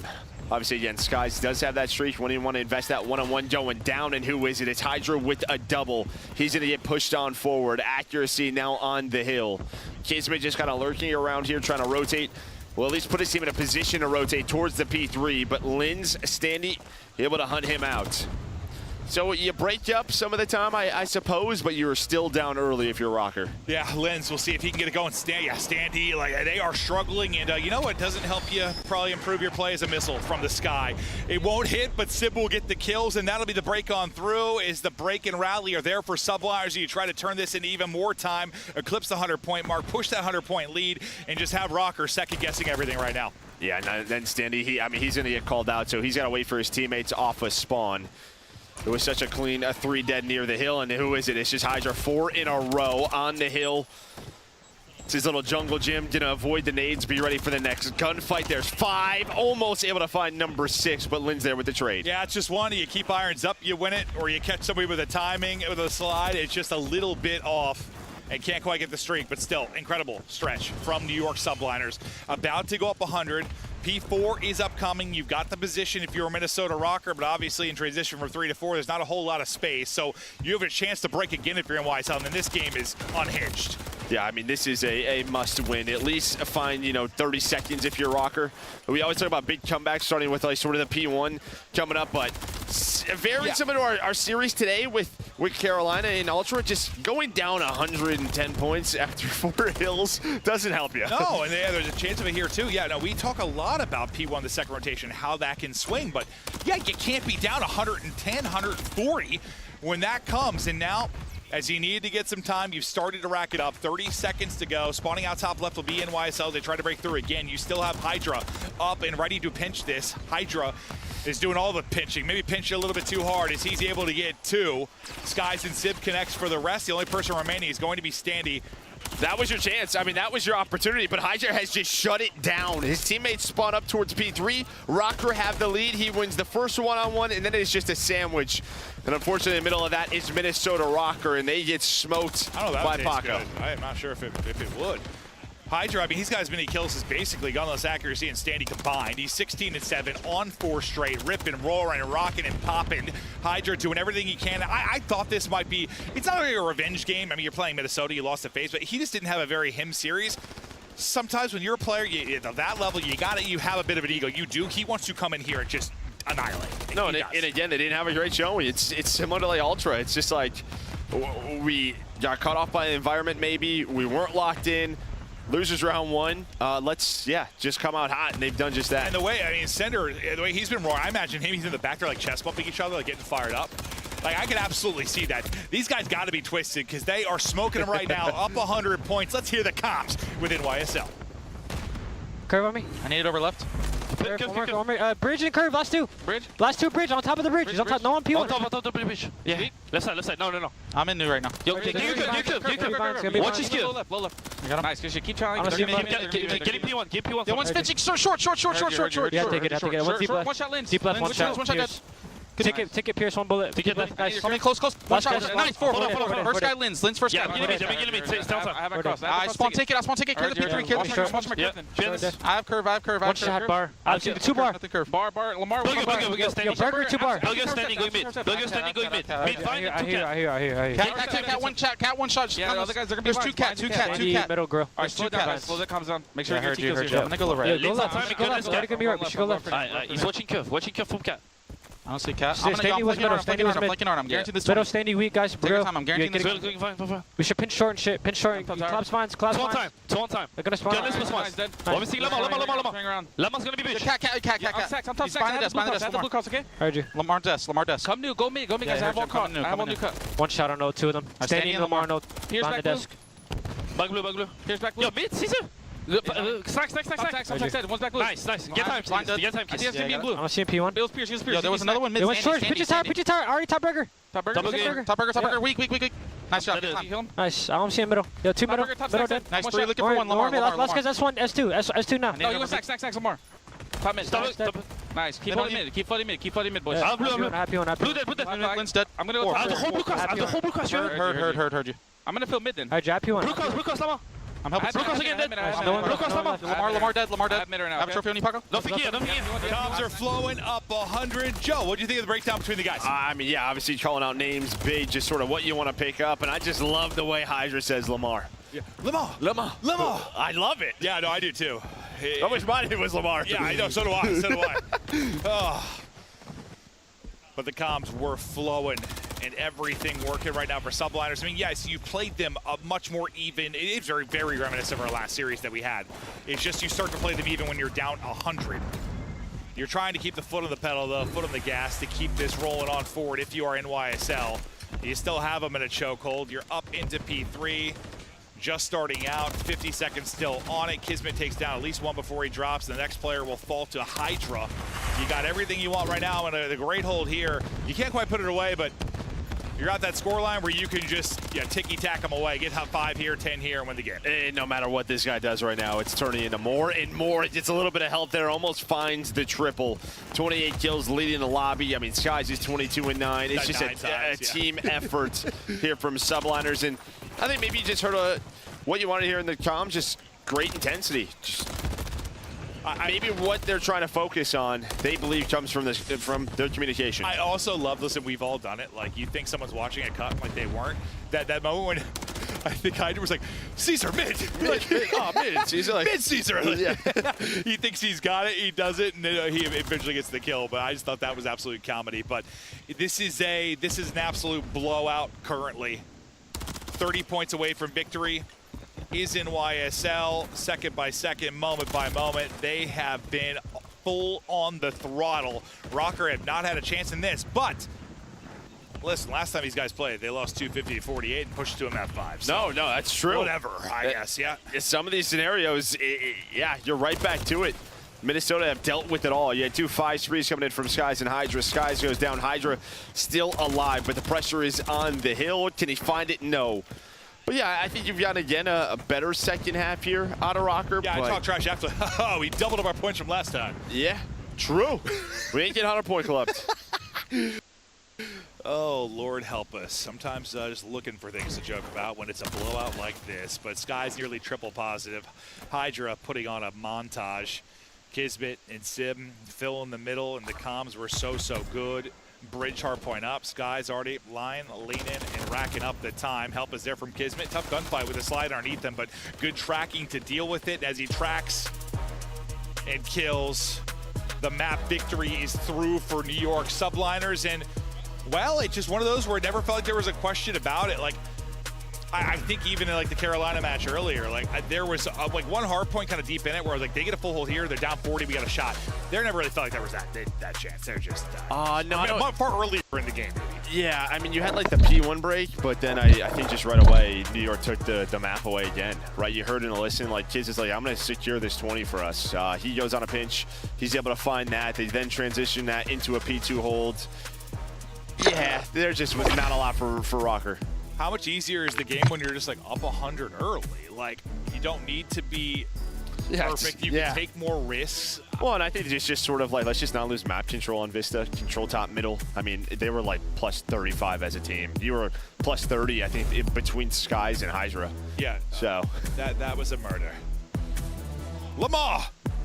No, I love that. Again, only 10 deaths on Sky's side, so his stats are going to look great. Yeah, no, that's after insane. yesterday. 27 and 10. I mean, and that's that's what you're talking 10 minutes of gameplay or whatever. It's 10 deaths is absolutely absurd. You're dying like once a minute. It's like you're popping off in a pub. Just excellent stuff there from Skies. The boys, they put up the numbers and they absolutely outslay them. Taking a look through some of the highlights now as we chat through it, but I don't know. I want to chat about maybe your opportunities for Rocker, but I know you mentioned like the P1 maybe a chance, but I don't know. I just never believed. Sometimes I love to believe in a comeback. I will sell it like crazy when I think there's a chance for it.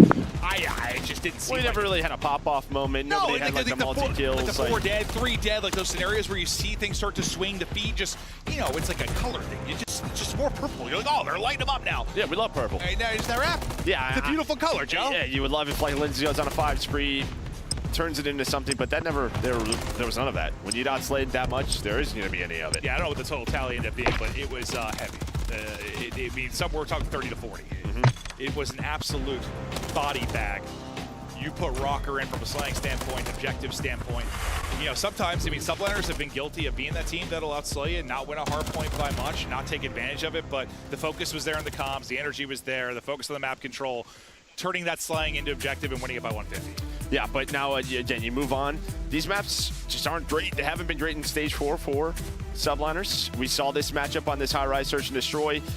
New York, they played it a couple of times this stage. They haven't won it. And again, their Search and Destroy, if it's not going to be their strength, that's worrisome. So I want to see something a little bit better here. What's my strength?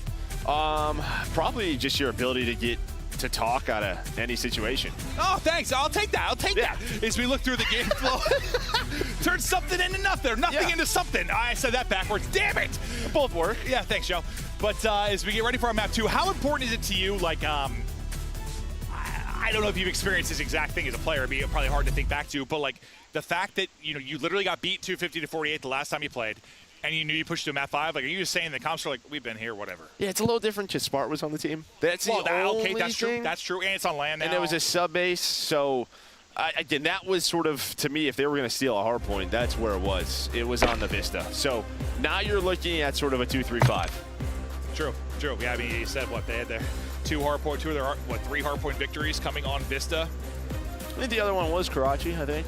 Yeah, well, That's just, I mean, when we're talking about the numbers 1 and 2, and 3 total for Hardpoint. It's 3 and 9, yeah. Yeah, it's not really a very positive conversation. Wait till I tell you the control one. I can't wait. They got one of them. Oh, nice. Yeah. So we're going backwards, Joe. Yeah, no, numbers in the respawns haven't been strong for Rocker, but Search and Destroy has been their best mode. Yeah, Search and Destroy, I mean, they've had spots where, the team is absolutely clicking. Standy has taken over on maps. Linz can be your entry guy to come up with big moments, but on High Rise specifically, I mean, I've seen Standy drop 15 plus multiple times. He can just get going here, whether it's for a win or a loss. He's usually going to get his here. You see S&D on land this season, 1.42. He's been able to do it online as well. They're going to need him here in a big way in a tough matchup on High Rise. But what are your thoughts in general heading into this map? Yeah, I think, you can see overall 5-2 for Minnesota, 1-0 throughout this stage. On the other side for New York, 6-3 on the year, and that looks great, but it's 0-2 this stage. So,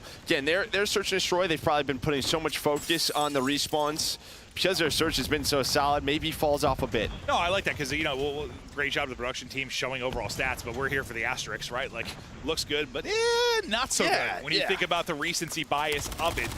Tough gunfight where aim assist usually does not exist. Is Kismet's able to get the kill? The double challenge through for subliners, and there's the first blood as well. Oh, yeah, I was going to say Standy. I thought a butt cheek was about to get a little sticky there, Joe. No, someone did sneak on in. I thought I saw that through the X-ray. I thought it was Standy, but he was down low. They're able to find it, so nothing really happens. Now it's all for accuracy, and not going to find anything. I swear I felt like his character model was going. What are you talking about, butt cheeks? Well, I thought the nade that was thrown out, I thought it was going to stick to the butt as he was climbing up, Joe. Oh, no, well, it's a frag. That would have to have some velocity. I was thinking Simtex. Yeah, you're right. Some velocity just Joe. What am I thinking? Stick there for a while. Oh, it's just like, oh, yeah, that had to, like, insert itself, Joe. Lord help us. I apologize for myself and my co-commentator. Our brains are at a faraway land involving butts and grenades. But we bring it back in now for round 2. Hey, you thought about it. I visualized it too. All right, now into the round 2. As the 2-man hit towards bottom mid now for Linz and Standy as they try to work this. We'll see what they can find. Bomb sitting on board. Standy looking to take the fight up, and he's right underneath you. Slide out and Chow, but Kismet again able to get that first blood. Continues to dominate there, and the fact he gets the second. We talked about Kismet struggles going large here, larger than charge at 3-0. Oh, getting them all. Give him it all. Give him number 4. Not going to happen there. That's technically impossible based on the POV swap we had there, but he gets 3 out of 4, Joe. Yeah, he gets 3 out of 4. I thought Standy was going to find him. I feel like he's so good in that area. We've talked about it. Then Hydra just from up top, able to put the shots in through the window, and just very similar to Hardpoint. You have 1 kill through 2 rounds. It's only on Gunless. It has been all New York. Listen, I know players weak, but like, I don't know. The good players use a rival like it's an AR. Sometimes it's absurd. But yeah, 1 kill through 2 rounds. I mean, it could be worse. Yeah, it could be a 0, Joe. It could be a 0. Kind of like how we got worse when we talked the control stats with only 1 win. Like, it could be worse. It could be. There's a bright side to every It's good to be optimistic. thing. Yeah, optimism. Woo! But you're down 2-0. Trying not to look at an 0-3. Hydra, like a caterpillar. Ready to erupt into a butterfly, but then the butterfly gets shot. Yeah, and then on the other side, I think Linz was just sort of laying down. He's able to turn into a butterfly. Now just trying to hit the shots. Gets out with his life. That's how he finds that first blood. Sorry, Standy found the first blood. He found the second, but then Sky's bringing this back. So he did caught out. Kismet almost guns gunless. I thought they were going to plant the bomb, but maybe with this player top propane, they're going to hang out. Well, they were worried about the explosion. That's what it was. Always got to be worried about explosions. 5 straight for Kismet. Gunless, his turn now to try and clutch up. And this was a 4-on-2. Until Skies lined up a couple and shifted that. Kismet looking for a streak and the round, and he's going to find it. Oh, Papa Kiz is eating right now.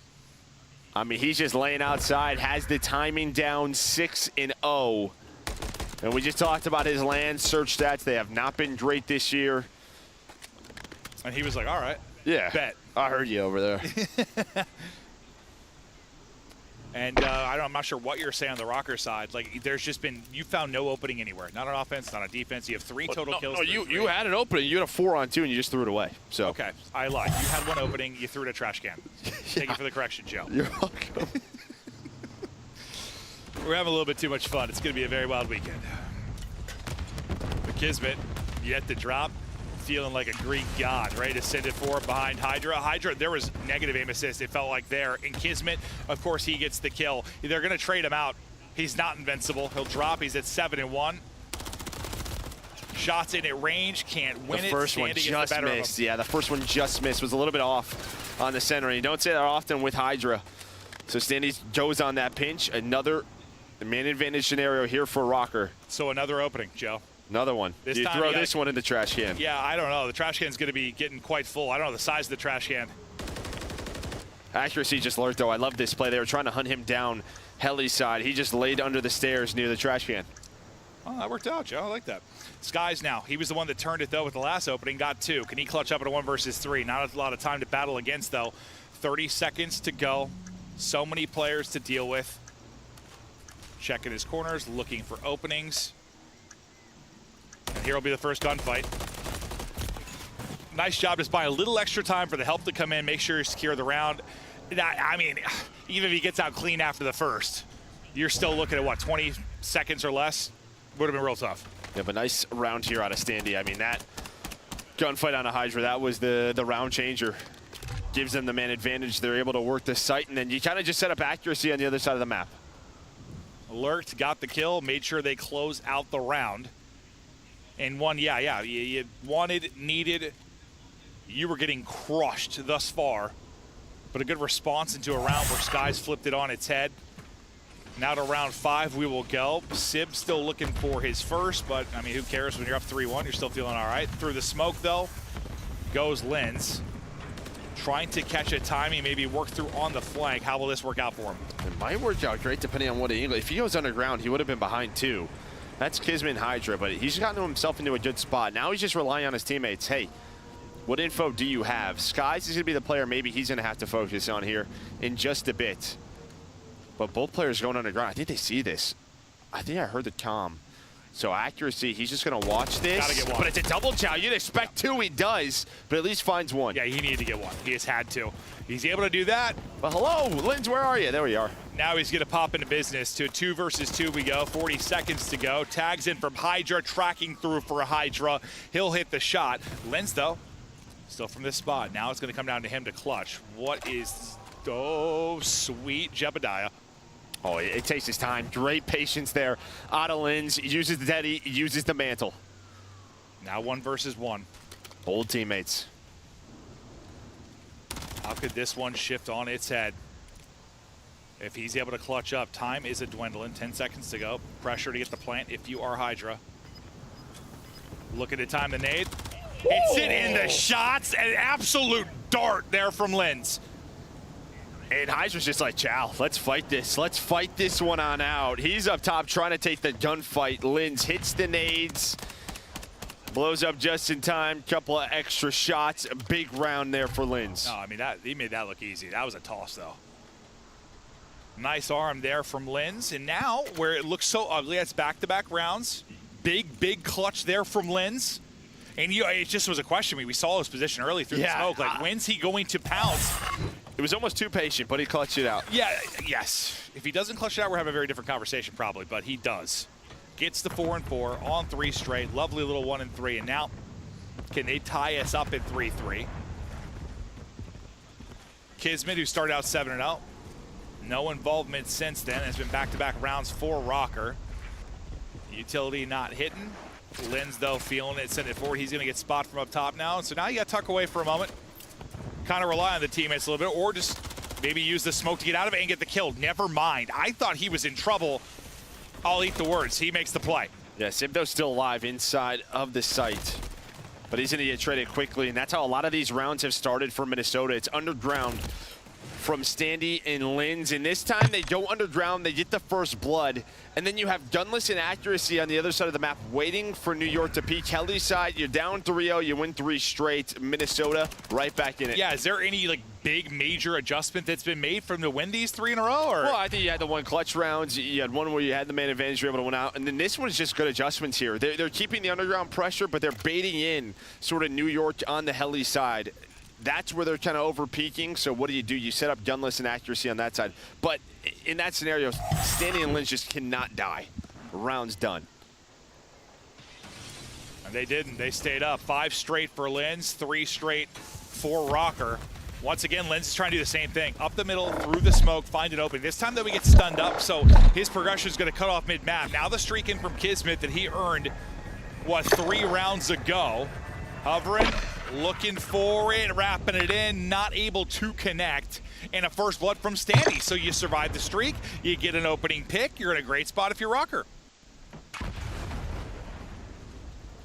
A very good spot. Yeah, you don't have the crews to work with. Someone does lurk on up, though. Who's that? That's going to be Hydra. He's under Minnesota. It's kind of the one player here that Minnesota may not recognize. Obviously, they were hiding from those streaks.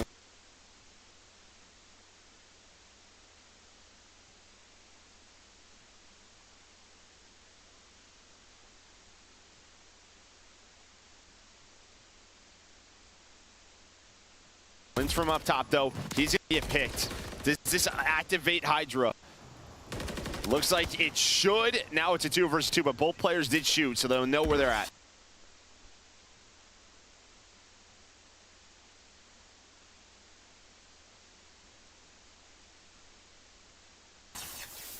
Kismet Hydra versus Accuracy and Standy. If you're subliners, you're just trying to stop the bleeding a bit now. It's been 3 straight for Rocker. You want to bring it back, and Kismet getting back to it.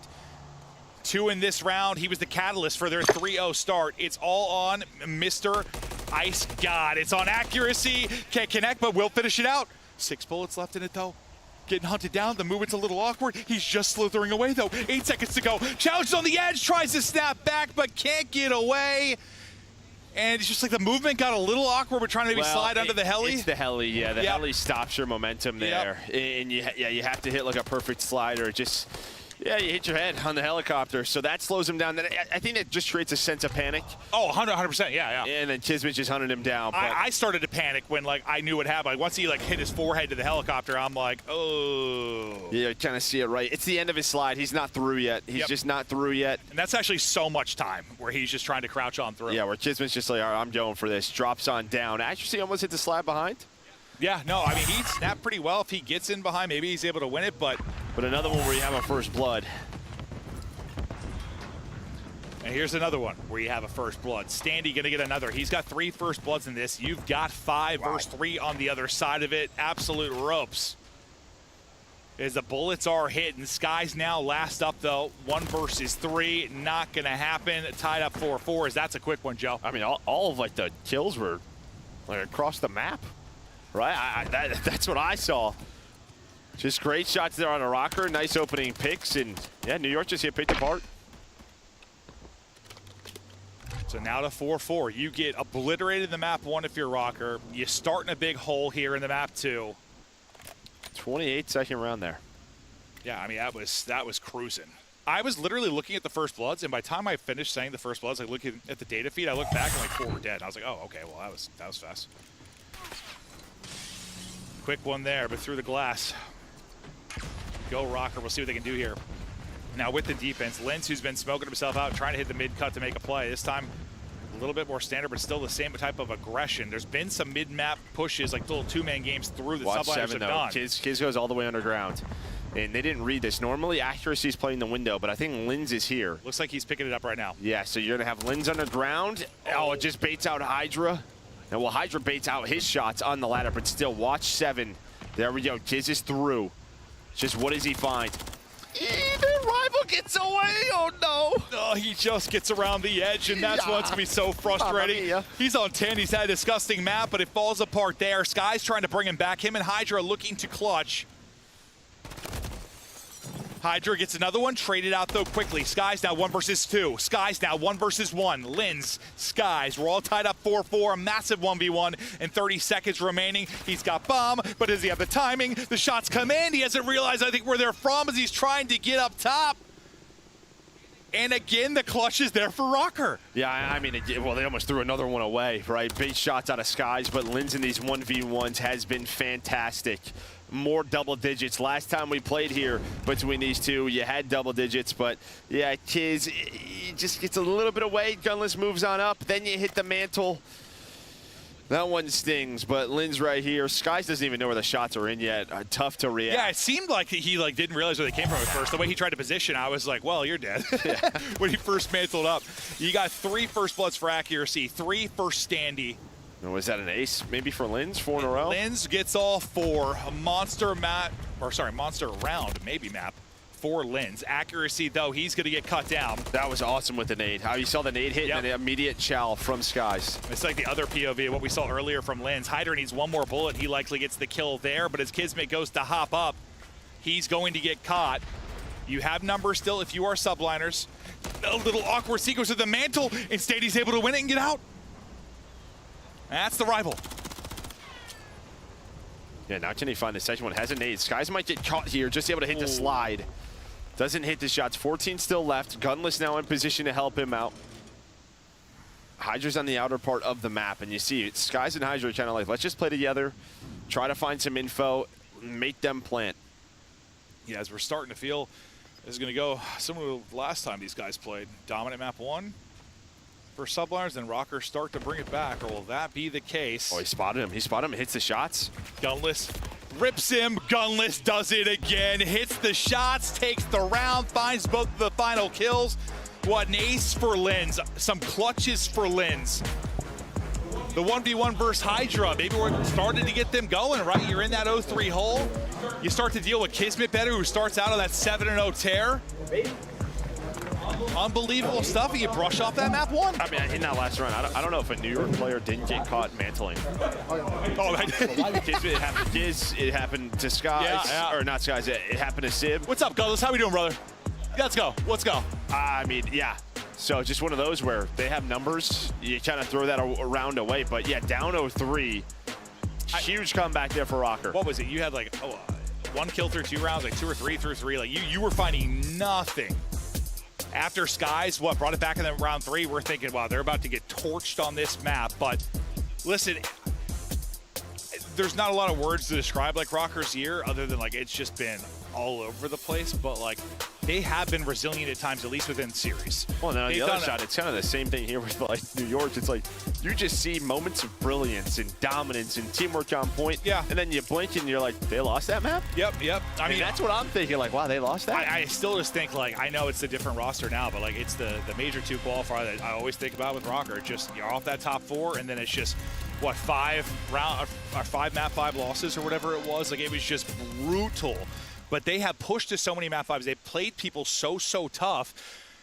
You just have to get the victory. And the fact is, you might have to make another one of those top 4 runs if you're going to get into champs. But hey, listen, you got beat up in the map 1. You bring it back. Yeah, now, you need it. Yeah, you shift the confidence a little bit. Yeah, and again, I mean, that was a map that New York didn't win in Stage 4. The same thing here in Invasion. They have not won a control Invasion in Stage 4. This map, early on especially, didn't look that bad for Minnesota. They needed that one. They want to go the distance. Well, when they made the top 4 run at Major 1, they had to go through subliners. Are they going to be able to do it again? Can they make the run if you're Minnesota Rocker? We've got control to come. We're tied up at 1-1. Folks at home, don't go anywhere. Tell your friends we're having an absolute Call of Duty blast today. It's going to be the social event of the year. I don't even know what that means. We're going to head to break. We'll see you at the control when we're done.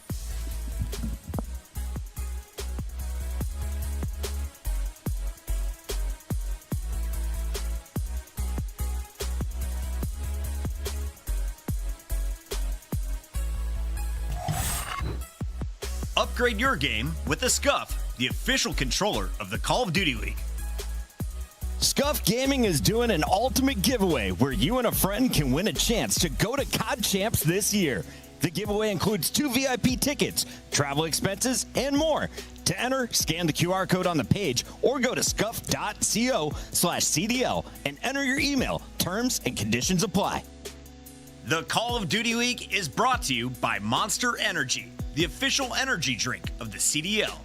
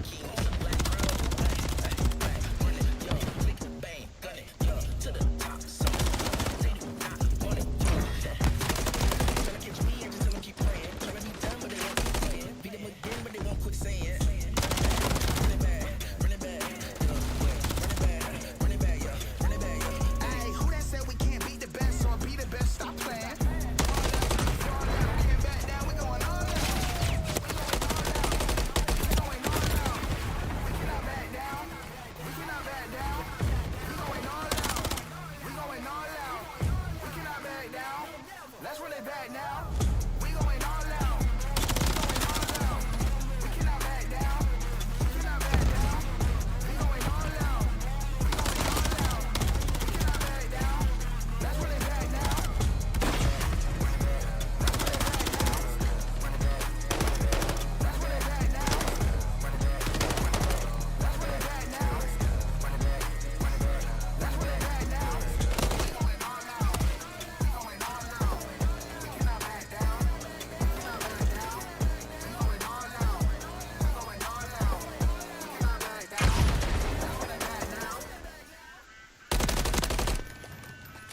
Pick up where I left off, it ain't over. Whole squad on the gravel. All I know, I'm a soldier. Stand up, add attention, shake it off. Taylor Swift, forget the trip. Back to mission, no surrender, just commitment. I see visions, eyes closed, shut, heart monitor going crazy. Mad is panicking. Woke up from the stretcher in the red. Remove the bandages. Hopes up, I'ma catch whoever made me suffer these damages. Power level breaking screens, they like, way, look at them scampering. Rejuvenated, one up, basically the man again. Made the world stand.